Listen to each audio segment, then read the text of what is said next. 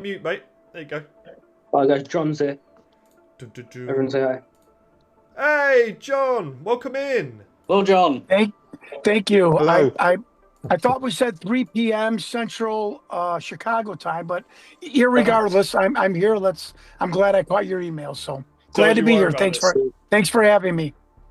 Thank No, you. much appreciated, John. Really are very happy to have you. We've been sort of filling the chatting in regards to who you are and things.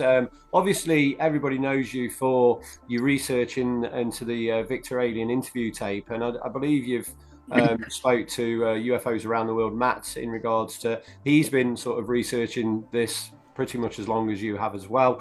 I was very interested in what you said at the very end of the Night Shift podcast with Cliff, where you stated that you had information regarding the New World Order and things like that. But really, I would like for you to just take a little bit of time to introduce yourself, explain to the guys in the chat, you know, who you are, and really what drew you to this certain piece of footage and where you actually got started with your research.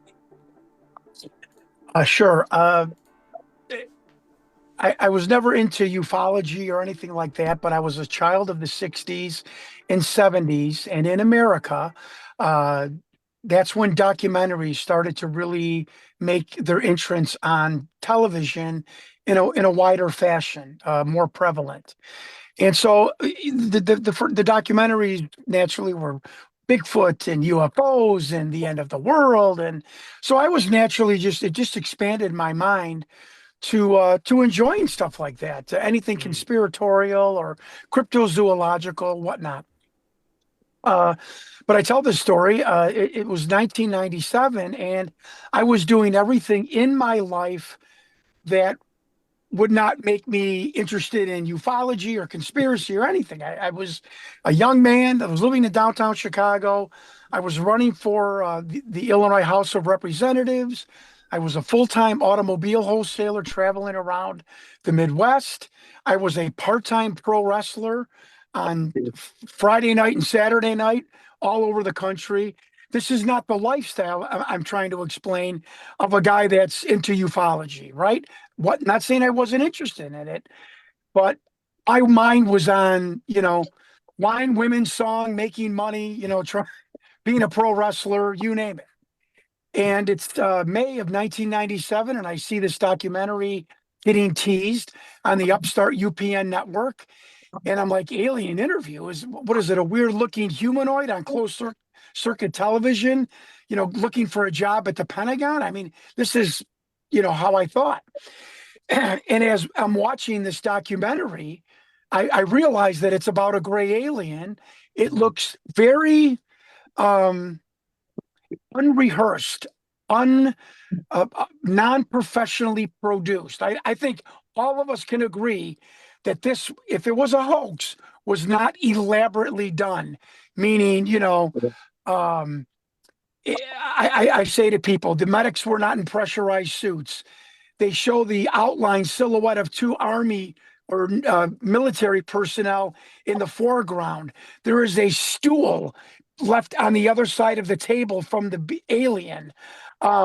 Letters on the bottom of the screen that don't correspond to anything that is searchable back in 97 as far as our government. Just a horrible hoax if it was a hoax. And the gray alien is tan, and it doesn't have almond eyes, it's got round eyes. And I'm going, I'm not smart, but I'm wise, I'm emotionally intelligent, and I know a hell of a lot about Hollywood, video production, TV production, you name it, from myself writing scripts for Hollywood that didn't get bought, from video TV production as a pro wrestler, from being on the periphery of the industry.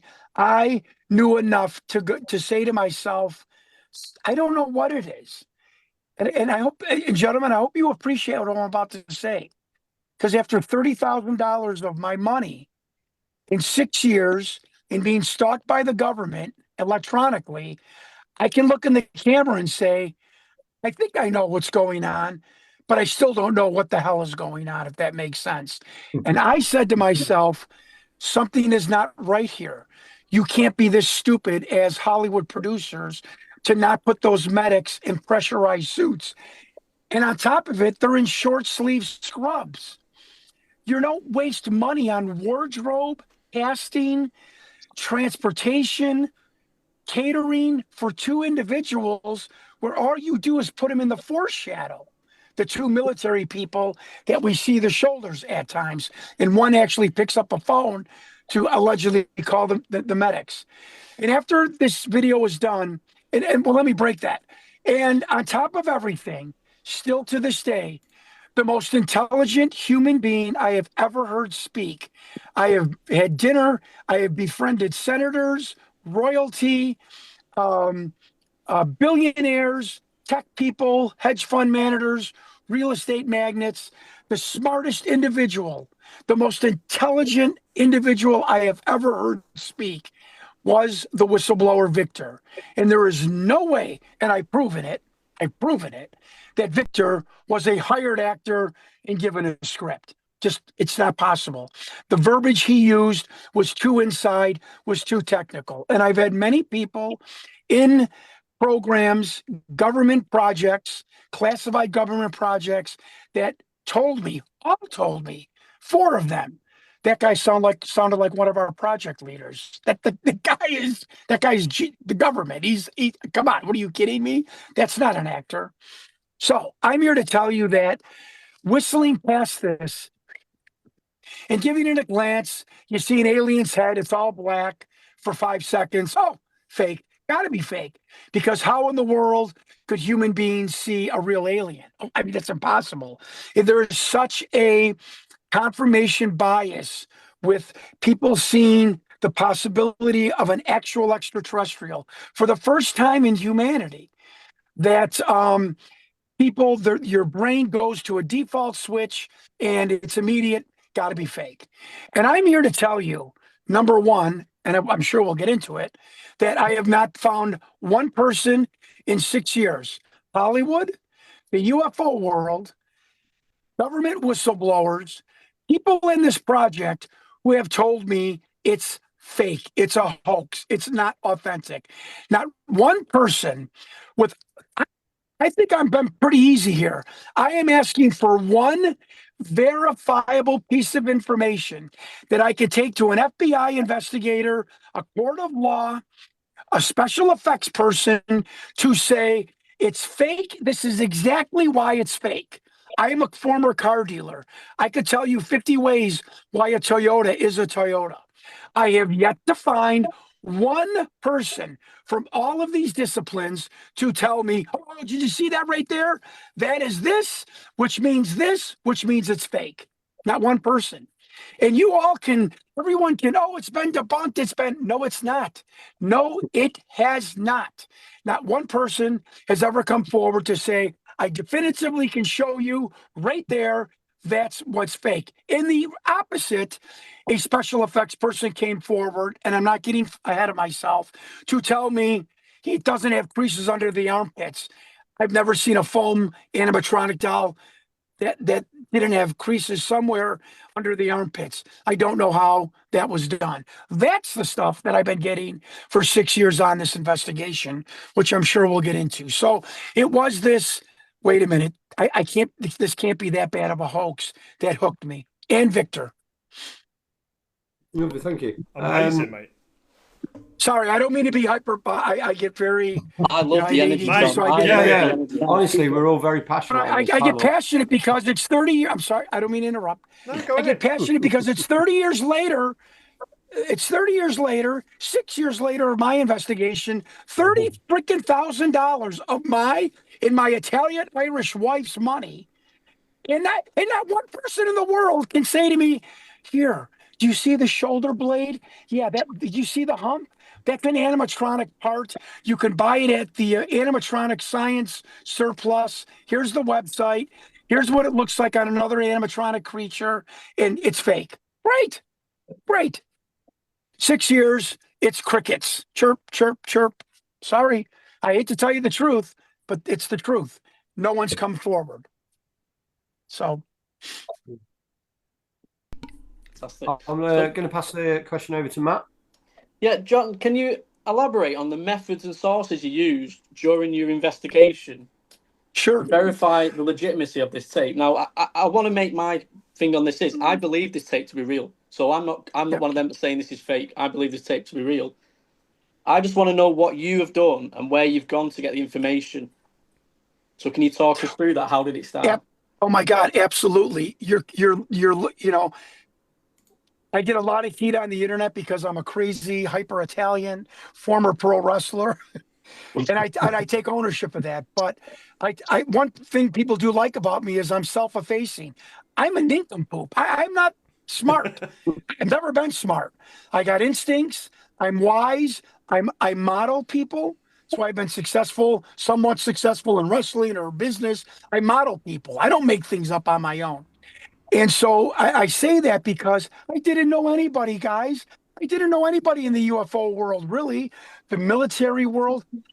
This dingaling had to break into the highest secure facility ever built, known to mankind, the S2 Alpha, S4 facility, whatever it holds. I had to break into that 30 years in the past where 90% of my witnesses were dead. Think about that. So one thing I did remember from all of my documentaries that I watched as a kid was, and I'm sure you guys would agree, when someone comes forward to do a documentary, they wrote a book, they're writing a book, they're coming forward with information, exposing something. Oftentimes, someone in the know with deep information on that subject matter reaches out to contact that person, right? I mean, there's many examples of this. Whether that information is true or not, people come out of the woodwork that might know what you're talking about to help you along. And I said, I don't know anybody. Let me call jeffrentz.com. Jeff Rentz, this one of the oldest internet radio shows, been around forever. And I just wrote him a very simple email. I don't know anything. I have a feeling something is wrong with this video. Can you help me to talk about it, to maybe draw somebody out to help me on this investigation? Jeff Rentz writes back, thank God. I believe the video is real. I would love to have you on. And can you come on Friday? So number one, I put myself out into the public, which was stupid, which opened me up for a lot of criticism. But I put myself out into the public to be a bird dog, to be a whistle, a dog whistle for people. And when I went on Jeff Rentz, knock on wood, 2 weeks later, I started to get my email from my main leaker, who is still, after 6 years, my main leaker. I found out he was a senior citizen, philanthropist in a metropolitan city. If you Googled his name, you would find him on the red carpet with his elderly wife. Keep saying about elderly, because I don't believe a 75-year-old wealthy philanthropist businessman has taken the time to hoax and lie to a bust-out pro wrestler, retired car dealer. I think you would probably agree with that. And he contacted me 2 weeks after the Jeff Rentz program saying, I caught you on Jeff Rentz. You got some things right, got a couple of things wrong. I have a lot of knowledge about this program. I was assuming the alien program, the alien examination, or the reverse engineering, you name it. And over the course of 9 months, this man proceeded to wade me, check me out to see if I was worthy of getting obviously what he was going to bestow on me. And so that was one of my sources. And on my birthday, he gave me an inside document retranscribed of the military men in that room watching that alien interview. The date of that interview, what kind of being it was, how the film leaked out, who leaked it out. It was amazing. In waiting those 9 months, also, I contacted people like Richard Doty, who everybody goes, oh, Richard Doty. Didn't really help me that much on the ins and outs of the video.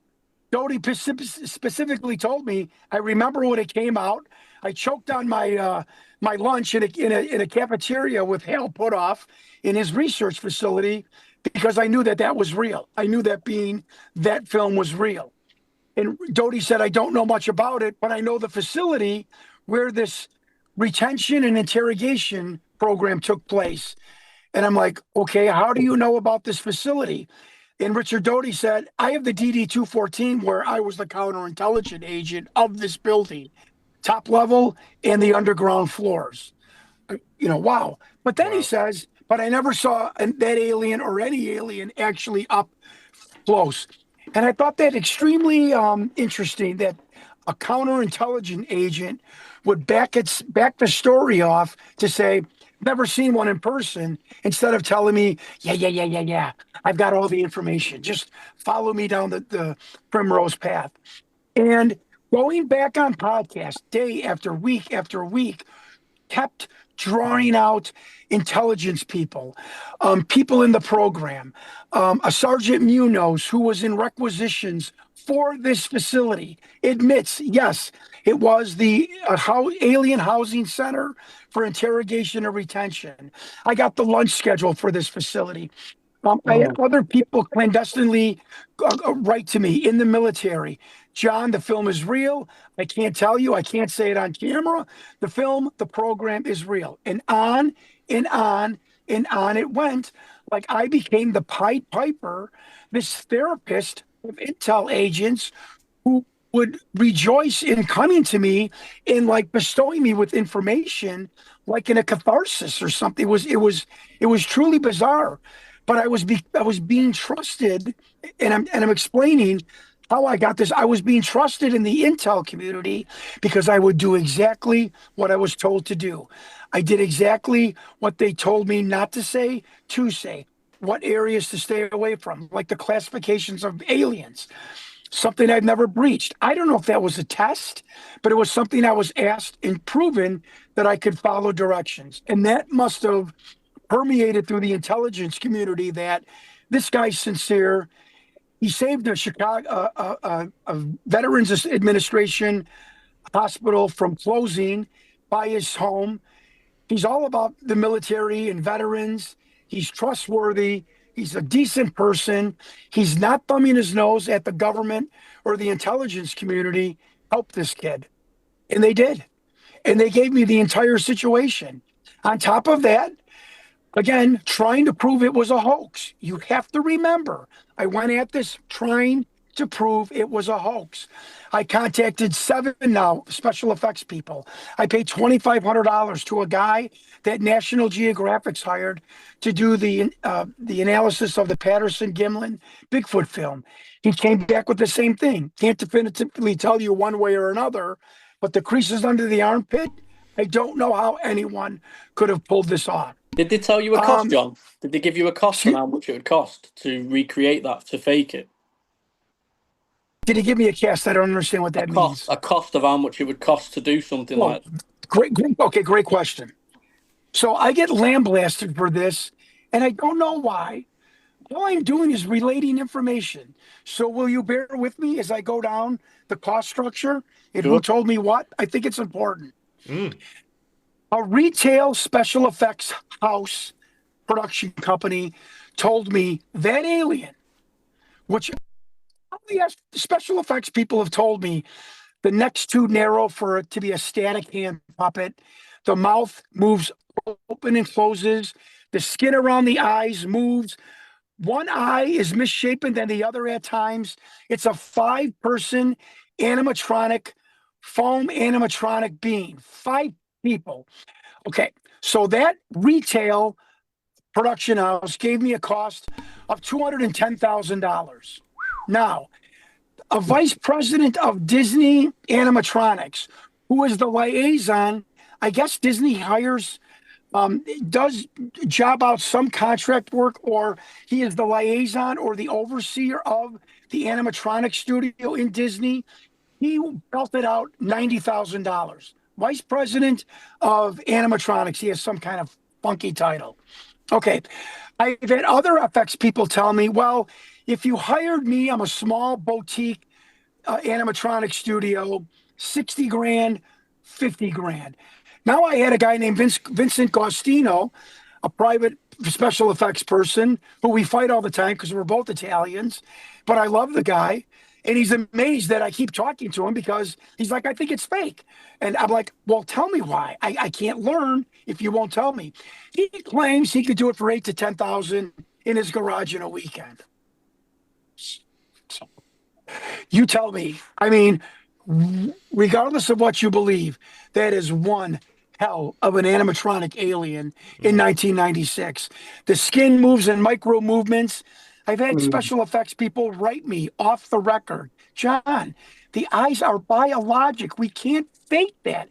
At the end of the video, the alien kind of slumps back. He looks exasperated.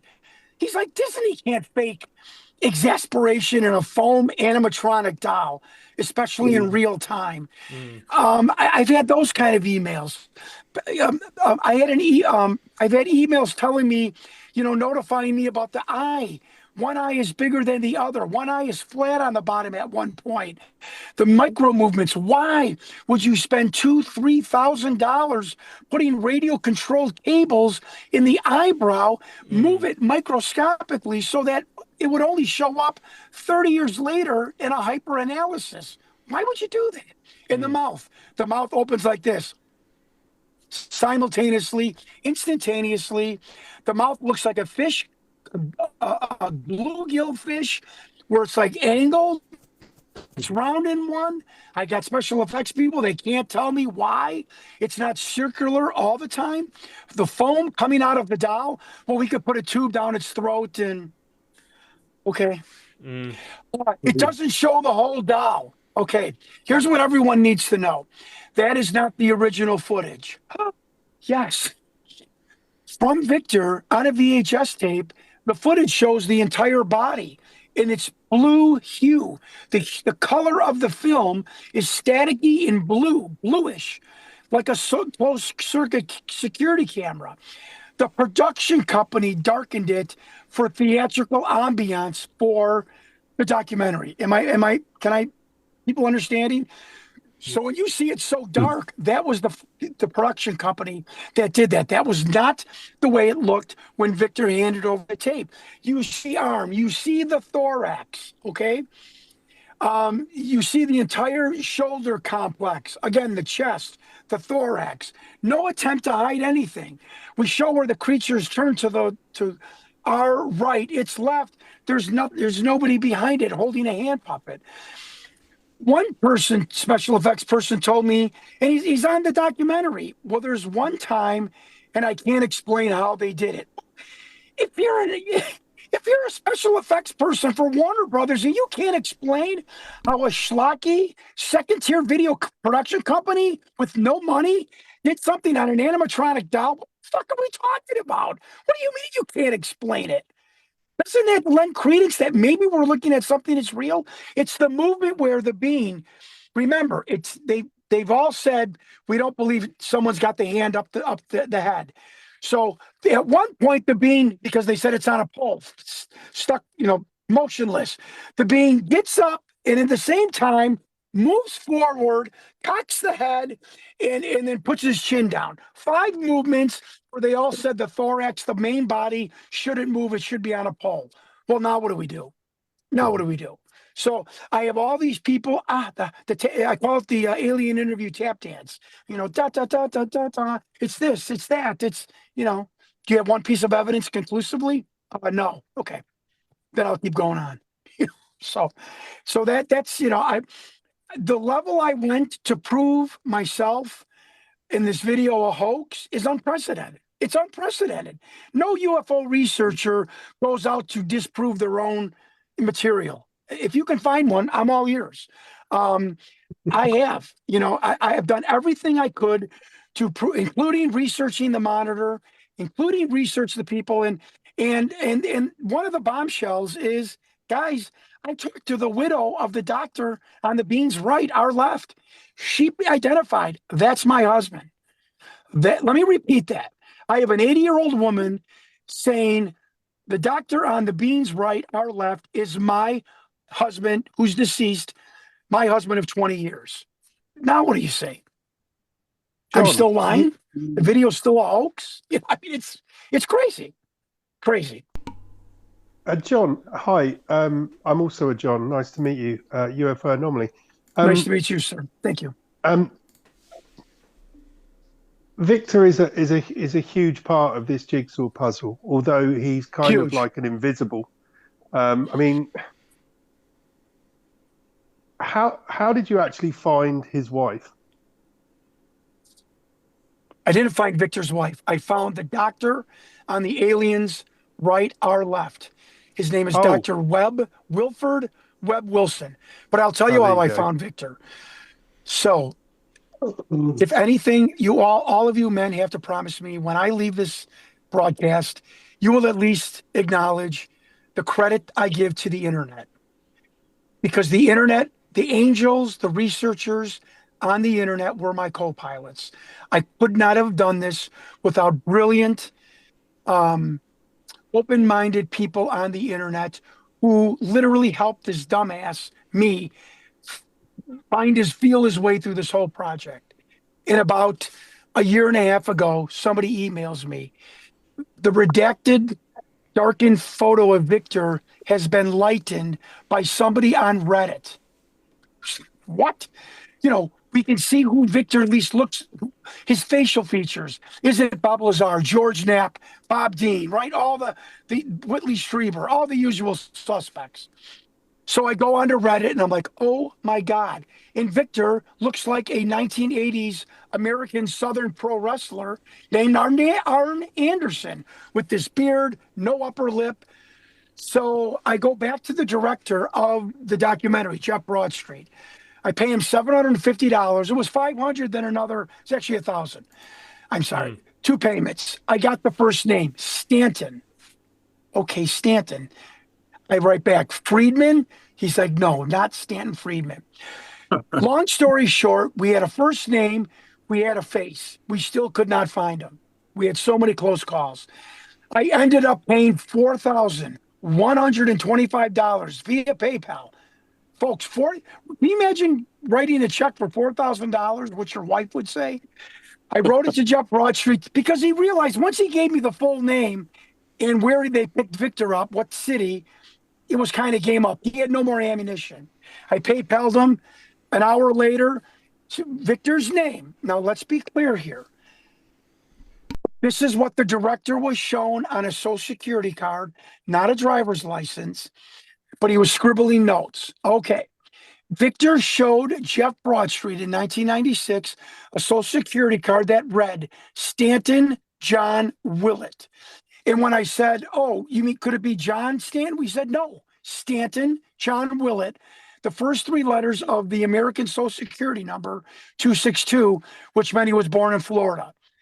The great thing is, he said in 96, he flew in from Phoenix in 2008, because remember, Victor comes back for a follow-up documentary. We picked him up in Rancho Cucamonga, California, which is kind of a northeast suburb of Los Angeles. Now, that's huge. That means we can go back to this town, distribute flyers, go to the local press, which we are in the process of doing. We then paid a private investigator to research Stanton John Willett. He's a ghost. There is nobody, this is incredible.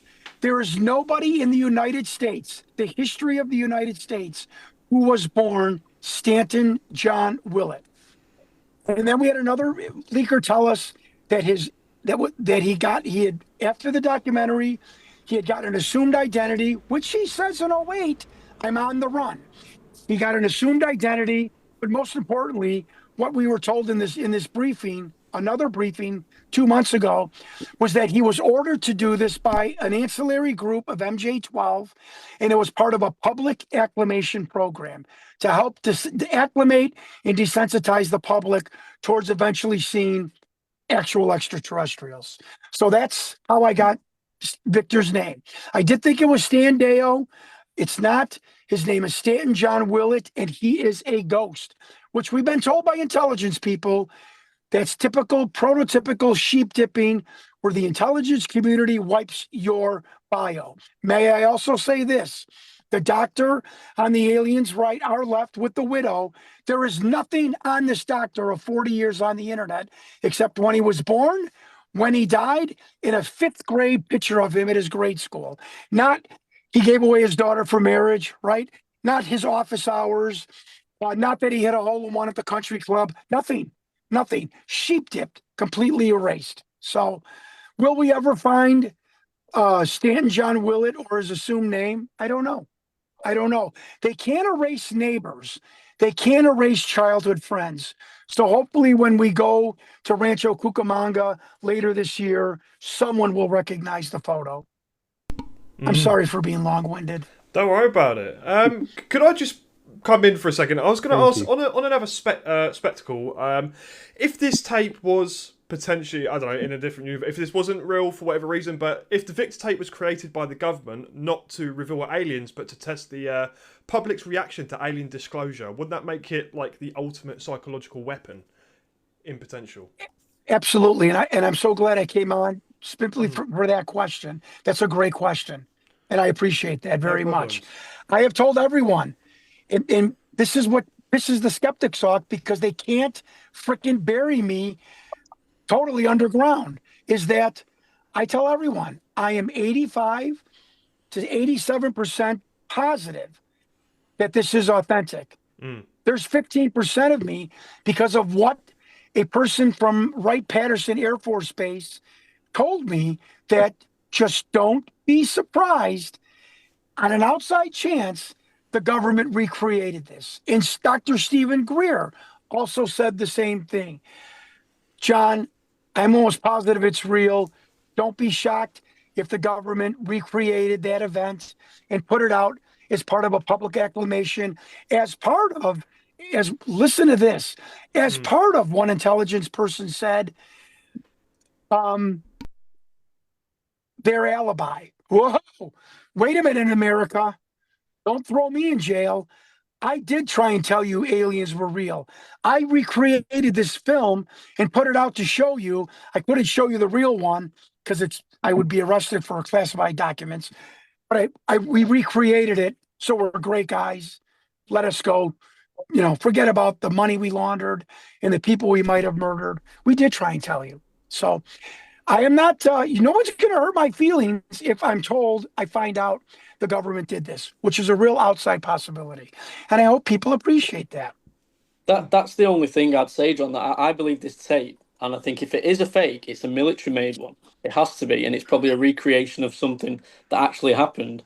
And that's what leads me to say that I think if it is a fake, it has to have been Bill Moore that released it, because there's letters that says that he was in possession of these tapes and he actually did a recreation.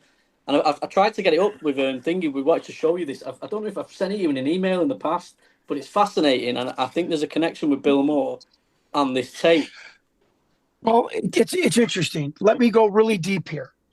Bill Moore is so entwined and neck deep in all of the ufology that I wouldn't be surprised. But can I tell you, the DIA, Defense Intelligence Agency, this is the 3-letter agency, ladies and gentlemen, that's running the umbrella on all things extraterrestrial acquisition, retention, examination, you name it. They're the top, and it pyramids down from them. From a DIA memo, they say a Joseph Yeager was the person to help disseminate this to Victor and Victor to rocket pictures. Joseph Yeager, we finally found out after 9 months, was a State Department employee. He worked for the DIA. He was disgruntled. And Rick Doty also says that he believes Yeager was part of, after the cameraman took this off of Area 51, of disseminating it and getting Victor to sell it to Rocket Pictures. However, to find out that Bill Moore is part and parcel with this, oh my God, wouldn't surprise me at all. Would not surprise me at all. What did you make of have you seen the John Lear interview with George Knapp 1987, where John Lear actually mentions this tape? He mentions this tape 10 years before it's released. So there's something. Thank you. there's something, if people investigate, there's something there. Yeah. And there's a letter there by John Lear to someone called Stevens, where this is why I get into Bill Moore, that there's this tape coming out. Now, it came out 10 years later, but the fact that it was spoke about 10 years before, and they described it, and then it comes out, it's got to have been deliberately made by the military because of the cost of it. It would make sense for them to put cost in it because of what they wanted to achieve by throwing this out there. They threw it out in the wrong decade for me. If they'd have thrown it out now, it would have got more bang for it, but it got ignored. Yeah. So that's what I'll say on it. I believe the tape. The only way it can be fake, it has to be military for me. Can't be Can I tell you else. another Can I tell you another bombshell? This is there's not a skeptic in the world with any intelligence that could possibly refute what I'm going to tell you. The DNI burned on the bottom. Department of Naval Intelligence. I'll give it. Bob Lazar spoke about it years before that video. They could have got the Department of Naval Intelligence from Bob Lazar. No problem. It's the number 27. And it's the big, the middle bird to all the skeptics. When I found out from 4 different intelligence people who were stationed in around S2 Alpha and S4, the security clearance level is called the Yankee White to get into the underground levels of this alien retention facility. And do you freaking know what Yankee White's security level number designation is? Everybody at once? The number 27. How the hell can a 20-something-year-old screenwriter, producer in Hollywood have any idea that the number 27 was the designation Yankee White, and that Yankee White was the security designation, the security code to get inside these programs? Give me a freaking break. The only people that would have known that would have been the military, which is why it's authentic, or it was filmed and recreated by the military. Period. Totally agree. And that's how the skeptics are. Well, we're going to have another subject up next. They just dance around it. When everyone said it was Bob Lazar or John Lear or Bob Dean was Victor, and then you show Victor, he looks like a hillbilly race car driver in the South with no upper lip. Then they move on to something else. You can't say something and then Jon Stewart proves it absolutely wrong, and then not give me credit or not say, okay, we were wrong. It's just the bullshit of the UFO skeptics that makes me I can't wait to leave this community. And I put the documentary out in November of last year. I am leaving Thanksgiving of this year. I cannot wait to leave this community. I got myself off of social media for just the absolute rhetoric and antithetical and uneducated comments and propositions. And this community is just Lou Elizondo is our figurehead and keeps showing hoax photos. We're with you, John. And you got Jeremy Corbell on News Nation with, questionable photos. And you got a guy, fucking extraterrestrial, that no one is debunked. And you're putting me in the closet. Don't worry, folks. I'm gone in Thanksgiving of this year. You won't have to worry about it. John, can I just ask a question regarding the video as well? What's one detail in the Victor footage that most people overlook, but it might be the key to its understanding its authenticity? Like, is there one thing that you think is very specific? Yes, it's the micro movements around the eyes. If you hyper close up, which is why I want to sign a deal, and we're close to it, with a streaming service, a Netflix, an Amazon, a Roku, you name it, to get enough money to put this thing. Here's another thing. All the skeptics, you think one asshole, I'm sorry for swearing, you think one skeptic would say, well, I'm going to put this through Topaz AI. Let's really examine it. No, they don't. We don't want to do that. We don't want to help out Jon Stewart. Okay, it's the micro movements of the ocular cavity. The skin around the eyes has micro movements. Why would you do that? Spend all of that money and move it minuscule in the mouth. The mouth seamlessly open without cut. That video is 3 minutes uncut. Why would you move the mouth How could you? How could you do that when the only thing close to that was Men in Black, and that was a stop motion, small little animatronic doll that they had the mouth open. And the guy from Disney was like, "That's pretty freaking good," you know. And a second tier video production company. So it's the micro movements. It's the number 27. These people can't get around it. You can't whistle past that. In 1996, a second tier video production company did not have the technology to move that mouth as seamlessly as it did. I'm sorry, folks. I'm sorry. And then have 4 different shapes of eyes. We show 5 different images of the being's face. One, it looks like a skeletal Halloween mask. The other one is the exasperation. Here's another one. One time, I call it resting bitch face in America. and older women, their mouths all going. I'm sorry, I'm being honest. So he has one time. So what you're telling me is a schlocky video production company got an animatronic person to make a mouth that opens round, a mouth that also can open on an angle, two chevrons up and down, and a mouth that can also have a resting bitch face. I mean, give me a break. Please. Come on. Hey, John, I have a question. I mean, it's ridiculous. I'm not saying it's real, but come on. That money would be from the government to hire an animatronic person to do all those crazy movements. I'm sorry. John, I just want to say I love your energy, mate. Big up. Can I just take you back to Bob Lazar? You've mentioned Bob Lazar and S4 and Area 51 quite a lot over the years. I've never actually been able to find anything saying that you've actually spoke to Bob Lazar regarding this video. And also, I was just wondering, since obviously the Night Shift podcast where you found proof that Bob Lazar actually worked at S4, have you actually tried to contact Bob since then to discuss it? And, you know, here's another thing the skeptics hate. Oh, yeah, I've emailed Bob, have emailed Bob regularly. I just emailed Bob 3 weeks ago. Bob has been great. Bob does not know Victor's name.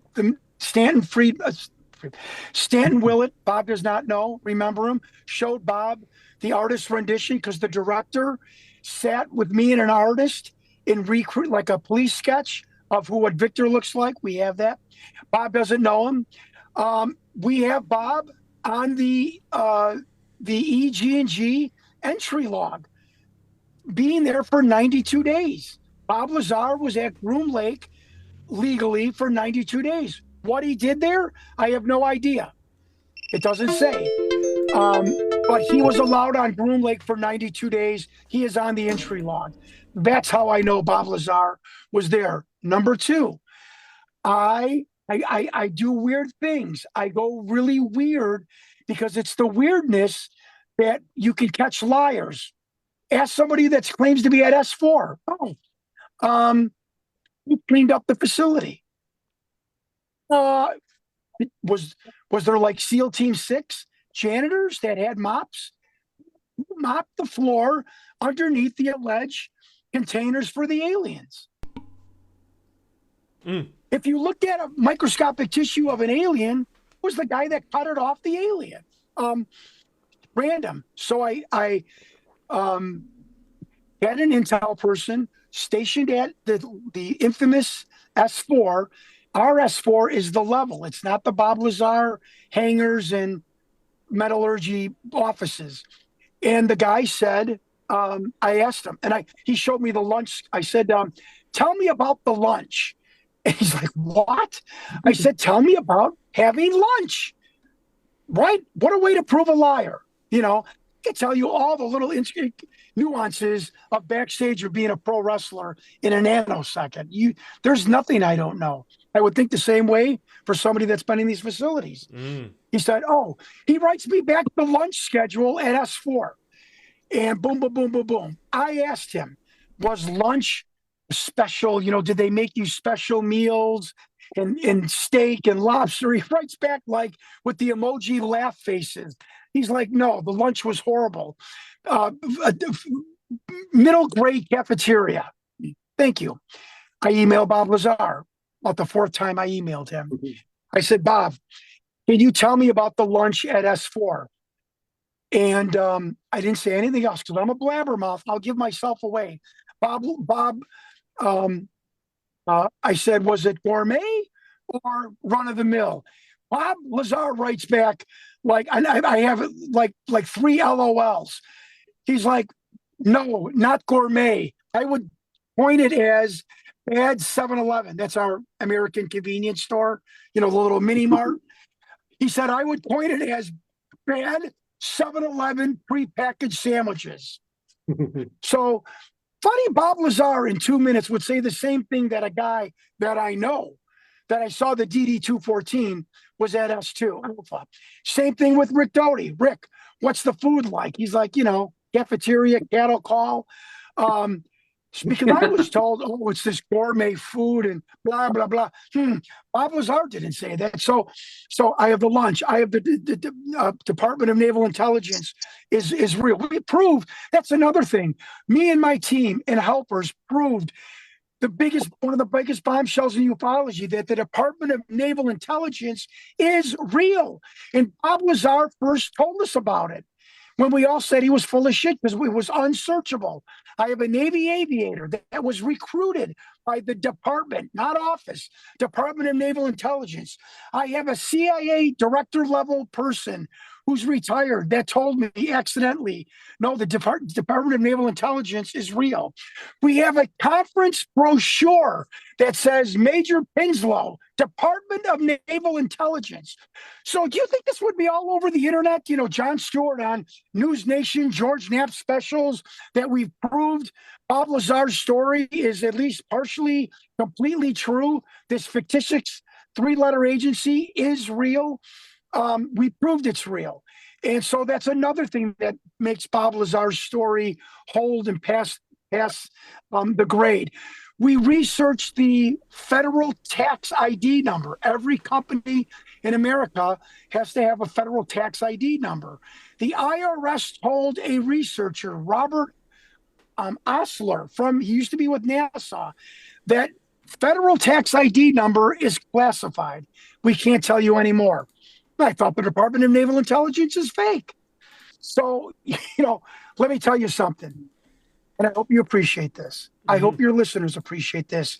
I don't know what the hell Bob Lazar did out there at Area 51, but don't bet against him that he was there. Listen to me. Don't bet against him that he wasn't there.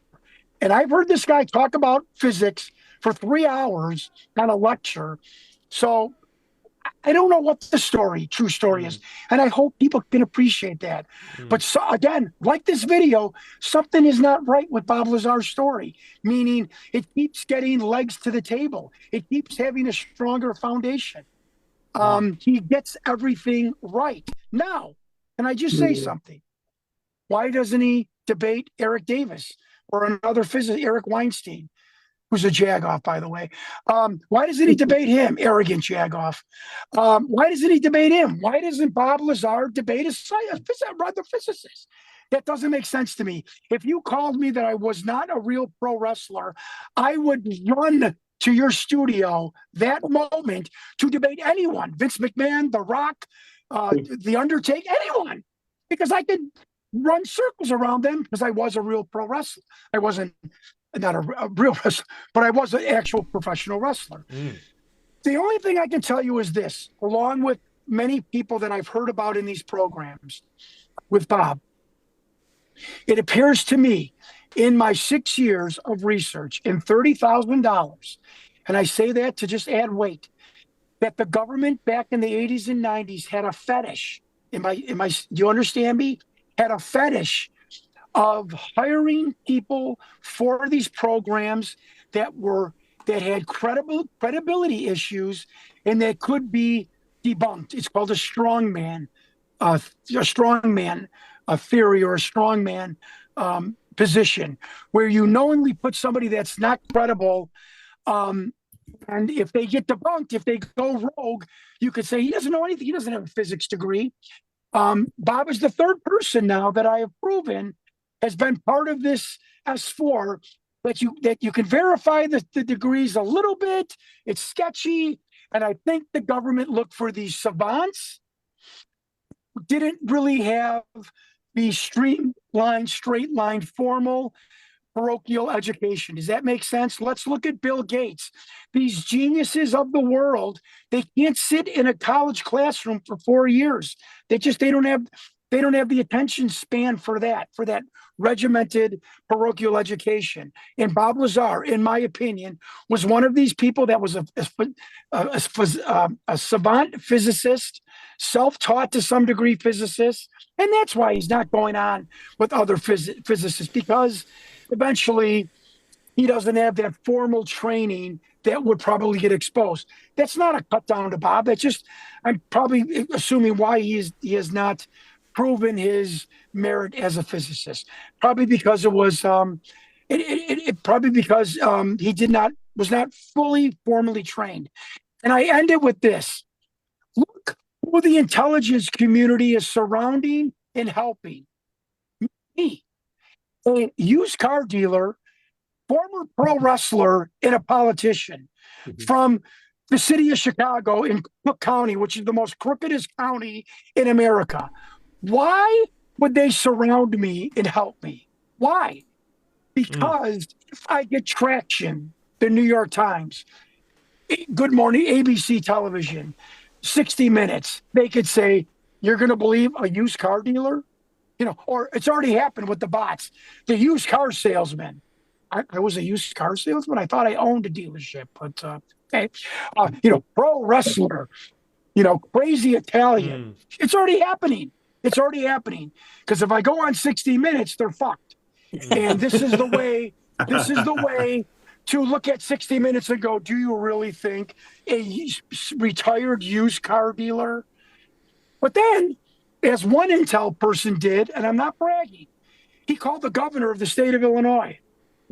Oh, wait, what? Because I ran for governor. Governor, can you tell us about Jon Stewart? Yeah. I can't tell you a lot, but there's nobody in politics that says a bad word about him. Oh. He goes, then I called the Better Business Bureau. This is the agency that rates all businesses in America. Do you know you and your dad's car lot had an A+ rating with no negative comments in 40 years? Oh. And you've been married for 25 years? Yeah. Oh. Did you ever go bankrupt? No. Did you ever get arrested? No. Speeding. Yeah. You're screwed. I don't have a credibility issue. I've had some wild occupations, but I don't have a credibility issue. And that terrifies some people. But this is the reason, in my opinion, what do we have now? I have 11, 12 members of the intelligence community, the government, these programs who have come forward, risked everything to give me information. Why are they doing this? Because I think the intel community sees me as a safe bet and a total straw man. I really believe that. Can I ask, other than this, the video that Victor came out with, was there any other type of evidence that he had, maybe photos or any kind of files or anything that he had? Another great question. Thank you so much for that question. Thank you. In the report, the philanthropist senior citizen, that was my main leaker. He sent me a report that his friend in the DIA looked at and retyped. Does that make sense? So they didn't violate, disclose, top secret document federal law. In that document, it said that not only was this film stolen, but a cache of documents, and on the front of that file was read, quote, the United States government's examination of extraterrestrial beings. And in that was autopsy photos, material related to crashes, to the disposition of beings, to their planet or star system of origination. Much of the stuff that Bob Lazar said that he saw was also in this cache, and that has also disappeared. But yes, so that's a great question. And we have the project leader back in the 80s and 90s, Major Thomas Mackey, hand wrote a letter to a internet person that said, It's all real. I was the project leader. I was on the United States Air Force Government Advisory Board. I was head of Project Aquarius, that's my specialty, which was the umbrella project of all things, all contact with off-planet extraterrestrial beings and Homo sapiens sapiens, human beings. And he said I was the leader. He died 6 months after sending that email. True story. But his son, who gave us a picture of him at Area 51, his name was Major Thomas Mack. He loved by people inside the program, said that his family had a history of cerebral strokes around in the 50s, and that's when Thomas Mack had one. I just find it funny that after 6 months of the most explosive email in history, not only did he electronically write that email, he hand wrote a letter stating the same thing. He died 6 months after exposing that information. Make of it what you want. That's incredible, mate. Yeah. John, my name's Grant. I run UAP sightings worldwide. John, is there any information on where the being actually came from, and what any sort of information on what was being said during the interview? I want to break in with that. Can I also tell all of you and your viewers, again, here's another thing. Shh. No. Did this happen to Jon Stewart? Oh, God.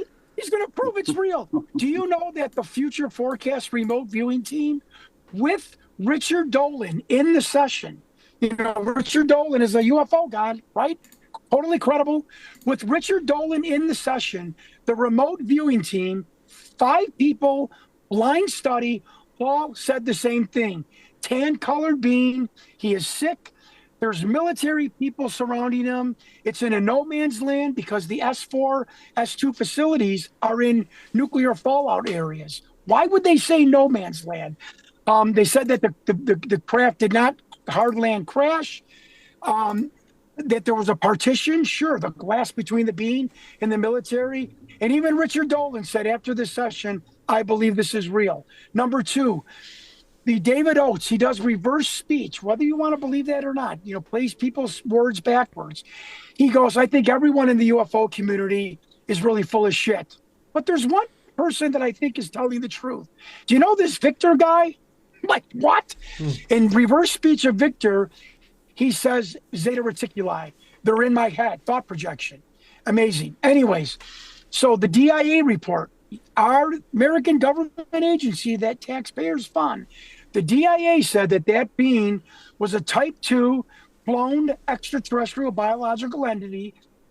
I found this out, that the Tau rays cloned this type of being.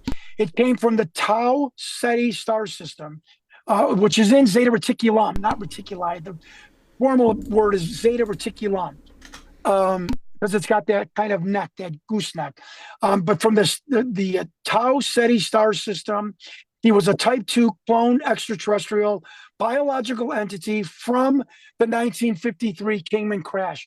So he was around the UFO circles for a while. We believe he was at Los Alamos, then Wright Pat, and then finally his disposition in 1989 was the S2 Alpha Alien Housing Center. Wow, nice. He died shortly after that in 1991. Around September of 1991 is when we think that this being finally was retired, or shed his body into another soul, because they say that they have souls like human beings. So interesting.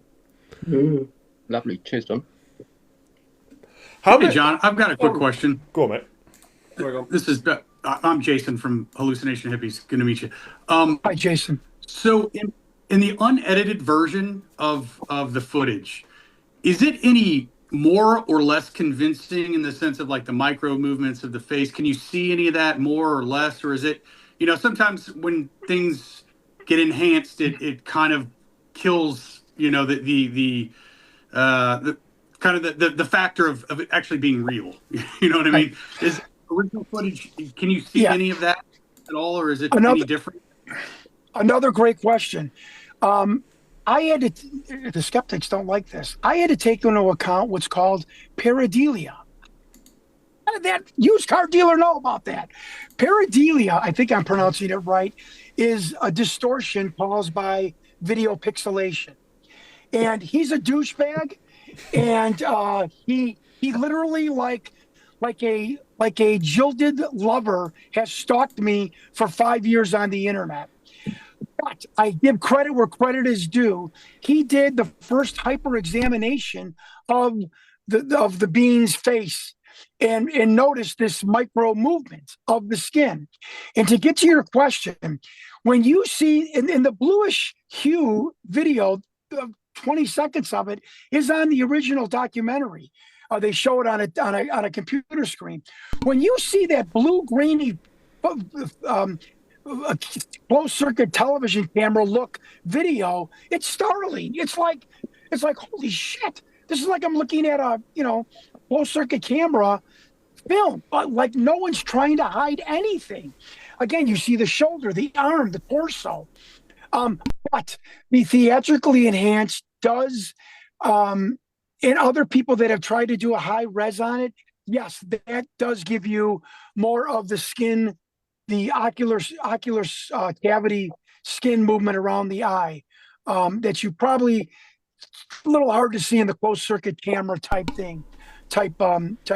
Also, we have proven with 3 video experts that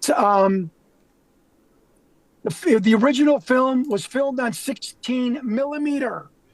In 1996, the hoops that you had to jump through to get a 16 millimeter camera to find the film, the only bits of film available, which we were told in 96, when the earliest this could have been made, or the latest, were like 30-second bits of reel.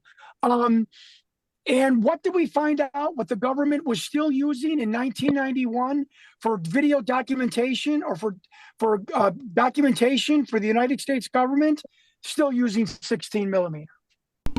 Wow. It just goes on. And again, I'm waiting for somebody to help me debunk it, because I stopped the investigation because I ran out of people that couldn't tell me why it was fake. And again, like this 16 millimeter thing, and then finding out the government used 16 millimeter in 91 when we were told the film was made, and then finding there wasn't any film stock to find in 1996 of 16 millimeter. I mean, on and on and on. It's just amazing.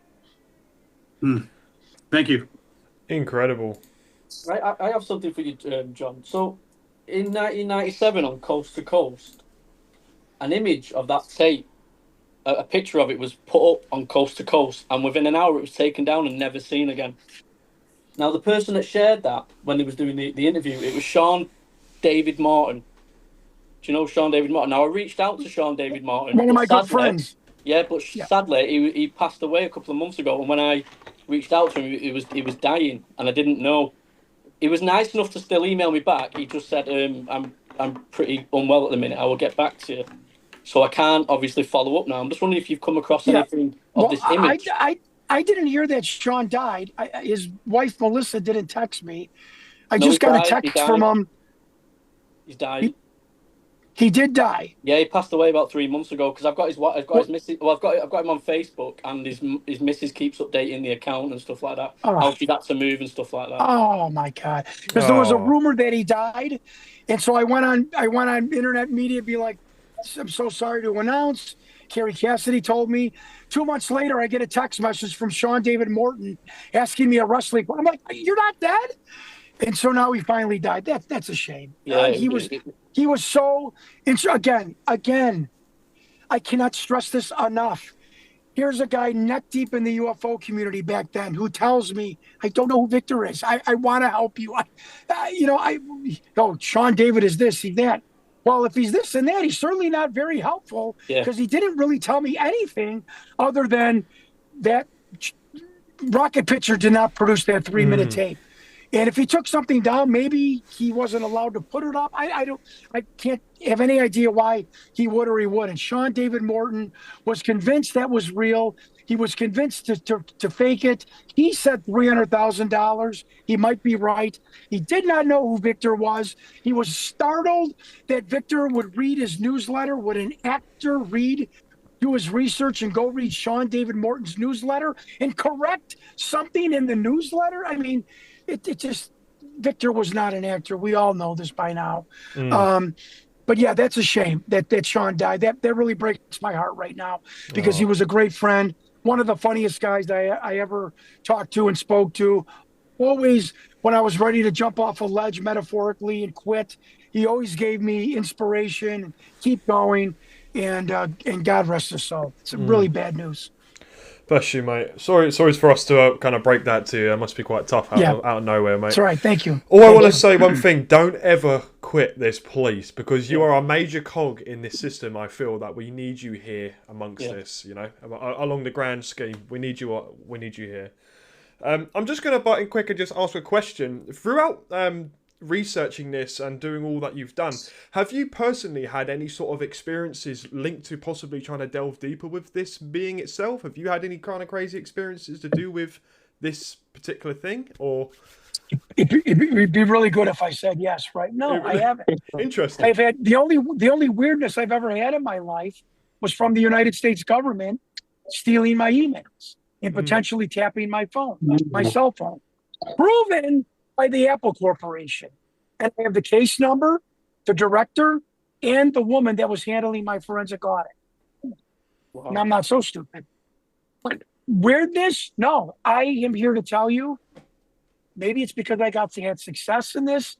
I've never been happier in my life. I am at such peace. I am closer to God, our Creator, and the teachings of Jesus Christ than I've ever. I am not religious, but I am so spiritual. I have such a calmness in me. I don't know why. Was it researching this? And I don't know. I don't know. But I've never had any extraterrestrial interaction. I tell people that I had a voice in my head, which was, I think, my subconscious, that made me start researching the monitor, which we really need to talk about too. That little green blip. But that was just my subconscious and my aggressive personality. That wasn't an alien or, whatnot. No, I've seen it. I've seen a couple of UFOs. One was a metal cylinder, spherical ball in Arizona, and one was a light that did a loop-de-loop in the distance in Upper Michigan, in the United States. No, but I've never had any weird alien encounters. No weird UFO. No weirdness at all. But however, my spirituality, in touch with a higher power is off the charts. Explain that. I don't know. Go on, John. Talk us through this communication device. Yeah. Oh, the skeptics hate this one. Oh boy, they hate this one. Go for it. The special effects community. There's a little green blip that goes up and down, not across like a regular heart monitor. And the blip does not stay connected to the bottom. It actually hovers in midair. So it ain't an oscilloscope. So I'm dumbfounded. I get my first step into investigating this. God bless the internet. I find 3 PhD candidates that are doing, for their dissertation paper, the history of physiological monitors. You would think those are the experts in the world. I sent them the video of just the monitor. We have no idea what it is. I find out the only 2 people making physiological monitors in the early 90s, Space Labs, Hewlett-Packard. Space Labs made it for NASA. Good company call. The guy writes back, we're scratching our head. We, in the physiological monitor department, we don't know what this is. I get a 60-something-year-old guy from Hewlett-Packard on the phone. In the research and development department of HP for physiological monitors. I mean, did I go to the top of the mountain or what? I sent him the clip. I call him back. crusty old guy ready to retire. I don't know what you're looking at. I don't know what I'm looking at. I'm like, well, everyone's telling me this. He's like, just tell me what this is, what you think this is. I said, you don't hang up on me and don't laugh at me. Allegedly, sir, this was taken from an underground government facility, and it's allegedly monitoring the physiology of an extraterrestrial being. There's silence on the other end. He's not hanging up. By the way, I've never been hung up on in this whole investigation. He's not laughing. He goes, quote, this is a physiological engineer. Well, that would make sense. I think you're looking at a one-off. I'm like, wait, what's a one-off? He said a one-off is something that's specially made. It's not in a production line. It's one or two of the device or the equipment made specifically for one person. And he goes, folks, I'm not joking here. He goes, and that would make sense because I don't think an alien would have the same physiology of a human being. So you probably have to design a special device to monitor their organs because a human being heart monitor wouldn't do the job. I had my cell phone. I had to bang my head with my cell phone to check me back into reality. I'm like, is this happening? This guy just said this to me? He goes, that's what I think you're looking at. It's a one-off. He goes, if you need any other help, feel free to call me back. Okay. Now I go on the internet with this. The used car salesman, he's full of shit. Oh, special effects people. I could take a laser and put it on a servo and bang it up and down and create that. What do you think I did? My daughter and I buy a 2024 laser. We put it on a servo. We get a pane of glass. We darken the room. We bounce it on the pane of glass. It shows through the pane of glass to the wall, which it doesn't in the video. And it's diffused. It's not this bright dot that it was on that monitor. Hold your horses. Now for this one, I get an email, one of my internet angels. This was about a year and a half ago. Mr. Stewart, there's a video of Whitley Strieber, the author of Communion, one of the most famous abductees in the world. He's talking about that monitor. We got like the Reddit picture. I'm like, wait, this can't be happening. Maybe he's going to debunk it. The kid sends me the video. Whitley Strieber at a conference in 2016. I'm becoming Whitley Strieber. Do you see that video here? There's been a lot of controversy about this video in the past years. I think it's real, and I'm going to tell you why I think it's real. Do you see the green blip on the bottom of the screen? Whitley Strieber. I saw that exact same green blip out of the corner of my eye at my desk when I was writing the book Communion about my experience of being abducted by gray aliens. It disturbed me so much, I would try and put my thumb over it, my hand over it. It would show through my hand. I could not get rid of this green blip. It looked exactly like that, and it moved like that blip on that screen. I think it was the way the beings were trying to communicate with me as I was writing this book. And I want to ask everyone, I never told a soul about that green blip until today, 2016. How the hell did that blip make it into an alleged hoax video? How did the producers know to put that green blip, the same green blip I saw from what I believe was gray aliens trying to communicate with me? Tell me that. Tell me how a producer would know that's how gray beings communicate. Period. Game, set, and match. Alien interview. Can I just ask a question about the blip itself? Have you ever tried to look into it for any potential like Morse or binary communication? Have you tried to record the blips to see if there's any sort of thing there potentially, like different form of communication? Yeah, maybe run it through ChatGPT. That's a great question. I never have, and that's something that when we get money, when we take this to a better production, that's something to look into, or even on my own. Can I tell you something? Now, finally, two normal skeptics come forward. One normal skeptic and another intel person. The intel person said, John, Mr. Stewart, these gray beings vibrate. They give off a vibratory emanation. You can feel it when you are around them.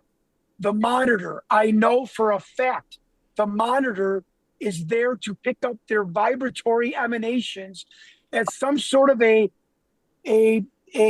jerry-rigged system of the overall physiology of the being, right? Like if you were dying, maybe your vibrations would get weaker. I don't know. I'm guessing, but this is what he was saying in the email, that it's there to pick up the vibratory emanations of the gray being. Wait a minute. Now, a security guard comes forward in 1990, said he was in S4, but guarded only level 1 and 2 and was near the craft. He said they would put Vaseline. This video did not come out until 8 years after Bob Lazar. He said that he would put Vaseline on the back of his neck and the hair on their arms, because when they would walk by the craft that were still alive, they would give out like a static discharge. Don't you find it funny that a guy in 90 is saying the same thing a guy in 2025 or 2024 was saying to me, that the craft and these beings give off some sort of bizarre electrostatic, whatever, vibratory essence? I find that strange. Another young gentleman, nice kid, said that because remember, I still think we made that box, that device, to try and pick up the vibrations. And a kid from Bell Labs said he thinks it's a Bell Labs model, blah, blah, blah. It's on an email. Don't worry. I got it on an email with the gain turned all the way to 2780 with megahertz of, okay, right, beautiful. When I get more money, I will look down that road. So the Whitley Schreiber is game, set, match. So you're telling me second tier video production company knew the security level number, the most highly secured facility in the world, and they also knew how extraterrestrials communicate or that they vibrate, and they knew Whitley Schreiber, even though he didn't tell anybody. That's what Whitley Schreiber saw when he was writing the book Communion. You know what I want to say, but I'm not going to say it because I'm trying to be a gentleman. Give me a freaking break. I'm sorry, John, but we've got a skeptic in our community. He's in the chat. His name's Freaked Out Danny, and he's been literally plastering me with questions for you. And one of those questions are, you've said that this footage couldn't be faked due to the technological capability. I didn't say that. See what I'm talking about? I never said that. Totally agree. You never said that. I think right. Okay. I just said 50%. I think the government faked it. Why? I mean, you see? Yes. These skeptics are freaking nuts. Go ahead. Danny has embarrassed himself yet again. Jesus Christ. From our skeptic of the community, Freaked Out Danny. 50%. I think it could be faked. But he has said, but given the documented capabilities of industrial light and magic, Stan Winston's studio and others in the 1990s, what specific testable details in the video rule out puppetry, animatronics, or a small team staging this with practical effects? Nothing does, except for the fact of the money. Follow the money, young man. You follow it in politics. You follow it in the mafia. You follow it in government corruption. Follow the money. Victor got $20,000 to do this. I have researched. Reicher Entertainment was paid about $90,000 for everyone, for Victor's pay, for the production, to give to Rocket Pictures. There was no money to create that elaborate of an animatronic puppet. And if there was, then I'm wrong. And I'm willing to admit that it's possible. But the fact that it was the person from this high-end video production special effects studio said, but there's one time I don't understand how they did it. And that's when the being goes forward, the head goes down to the right, opens its mouth, and it does another motion with its body. The guy's like, I don't know how special effects did that in one take. John, I apologize if I missed this earlier on when I left the room a second. Did you answer? Sorry, it's just frustrating. Did you answer when the alien was crash landed? Because we spoke to Richard Doty just over a week ago, and he said it was from the 50s, and this was an interview in the 80s. Now I found that hard to believe.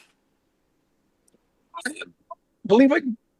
Look, I'm just telling you what I was told. Yeah. Victor said that it came to the facility in 1989. I had a big problem. I'm going to be self-effacing here right now. So get ready, skeptics. I had a big problem with this investigation. I didn't listen to people's words for face value. That was a mistake. When I went back and said, stop interpreting Victor's words. Take Victor's words for face value. First of all, I made a mistake and didn't do that. Victor said, quote, it came to the facility in 1989. Victor never said it crashed in 89. Victor never said it was crashed in 53, or I don't know when that thing crashed. All I know is that the remote viewers that said it's real said that it came down in what's called a controlled crash. And it came down in a wooded area where they saw pine trees. Doty says that he believes it's from the 1953 Kingman crash. So they had this thing for 46 years. I don't know. Whether that's true or not, I don't know. All I know was at the end of its life, when we were looking at it in 91, because it died shortly after that video was made. I have no idea where that being was from. We have other people saying that it was from the Kalahari crash in 1989. By the way, I found the skid mark in the desert of that crash, by the way. But that report, alleged reports that the beans were kind of bluish. This is a tan, peanut butter colored alien. So I have no idea. And I'm not going to pretend that I know where that bean or what crash site or how that bean came to the United States. Fair enough. John, I've got another question for the chat.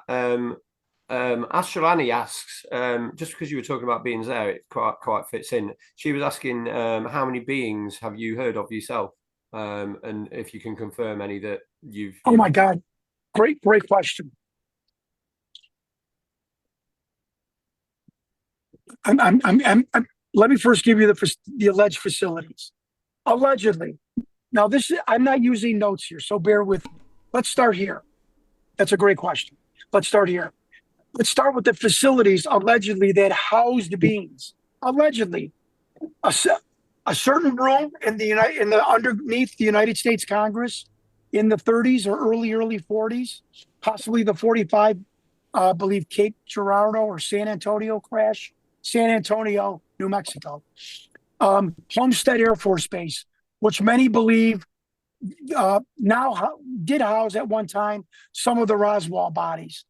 Dugway Proving Grounds, Los Alamos, a laboratory at Stanford, S2 Alpha, something that proves the Linda Holton Special Operations Manual for the Recovery of Extraterrestrial Beings. It's called the Bermuda Biological Station, and the platform for the North Atlantic and Caribbean. This was an offshore platform that we believe, through testimony and research, from about 1951 to they were all transferred to S4 in about 64. This is where many of the live specimens were held, other than Wright-Patterson, the Blue Room, which is real. Also, Walter Reed Hospital. So those are the facilities that I have been told did at one time, still do whatever, and the Dugway Proving Grounds, Sandia Labs, did hold beings. I've had people tell me that there were a total of 6 beings at S4, S2, south of Area 51. They've all been returned. I don't know what that means. That they've all been returned. They're all deceased. I'm sorry. 5 deceased, 1 was returned. We helped return. That's what I was told. I was told, and as shocking as this sounds, that the count of dead deceased bodies in various forms, the whole body complete, an arm, missing a leg, is in the low 100s. Low 100s. And around 29 crashes. Make of that what you will. Interesting. I've got a question for you. Thank you for coming on. I've been the one emailing you. So I watched a documentary that came out in November, and Yeah. it came down after 4 days. I saw your tweet. Your team was threatened, bringing it out and stuff. And during watching it, at the end, you handed a massive box to Congress with all your research. Is there any update on that? Who did you hand it to in Congress specifically? Zero. Sent it to Charles Schumer. Never heard anything. I sent 2 poster-size snapshots of the alien with the buttocks above him to Nancy Mace, Congresswoman Luna. Poster-size, this big. Nothing. No calls, nothing. Wow. You And sorry, just with these threats, you know who are making these, and because that's happened, that makes me think these videos are real. If they're threatening you and your team, it makes no sense. Why would they not? Again, forget everything. I ask all this, forget everything I just said for the past hour. Why is the United States government, why did they tap my phones and steal my emails? So says Amazon.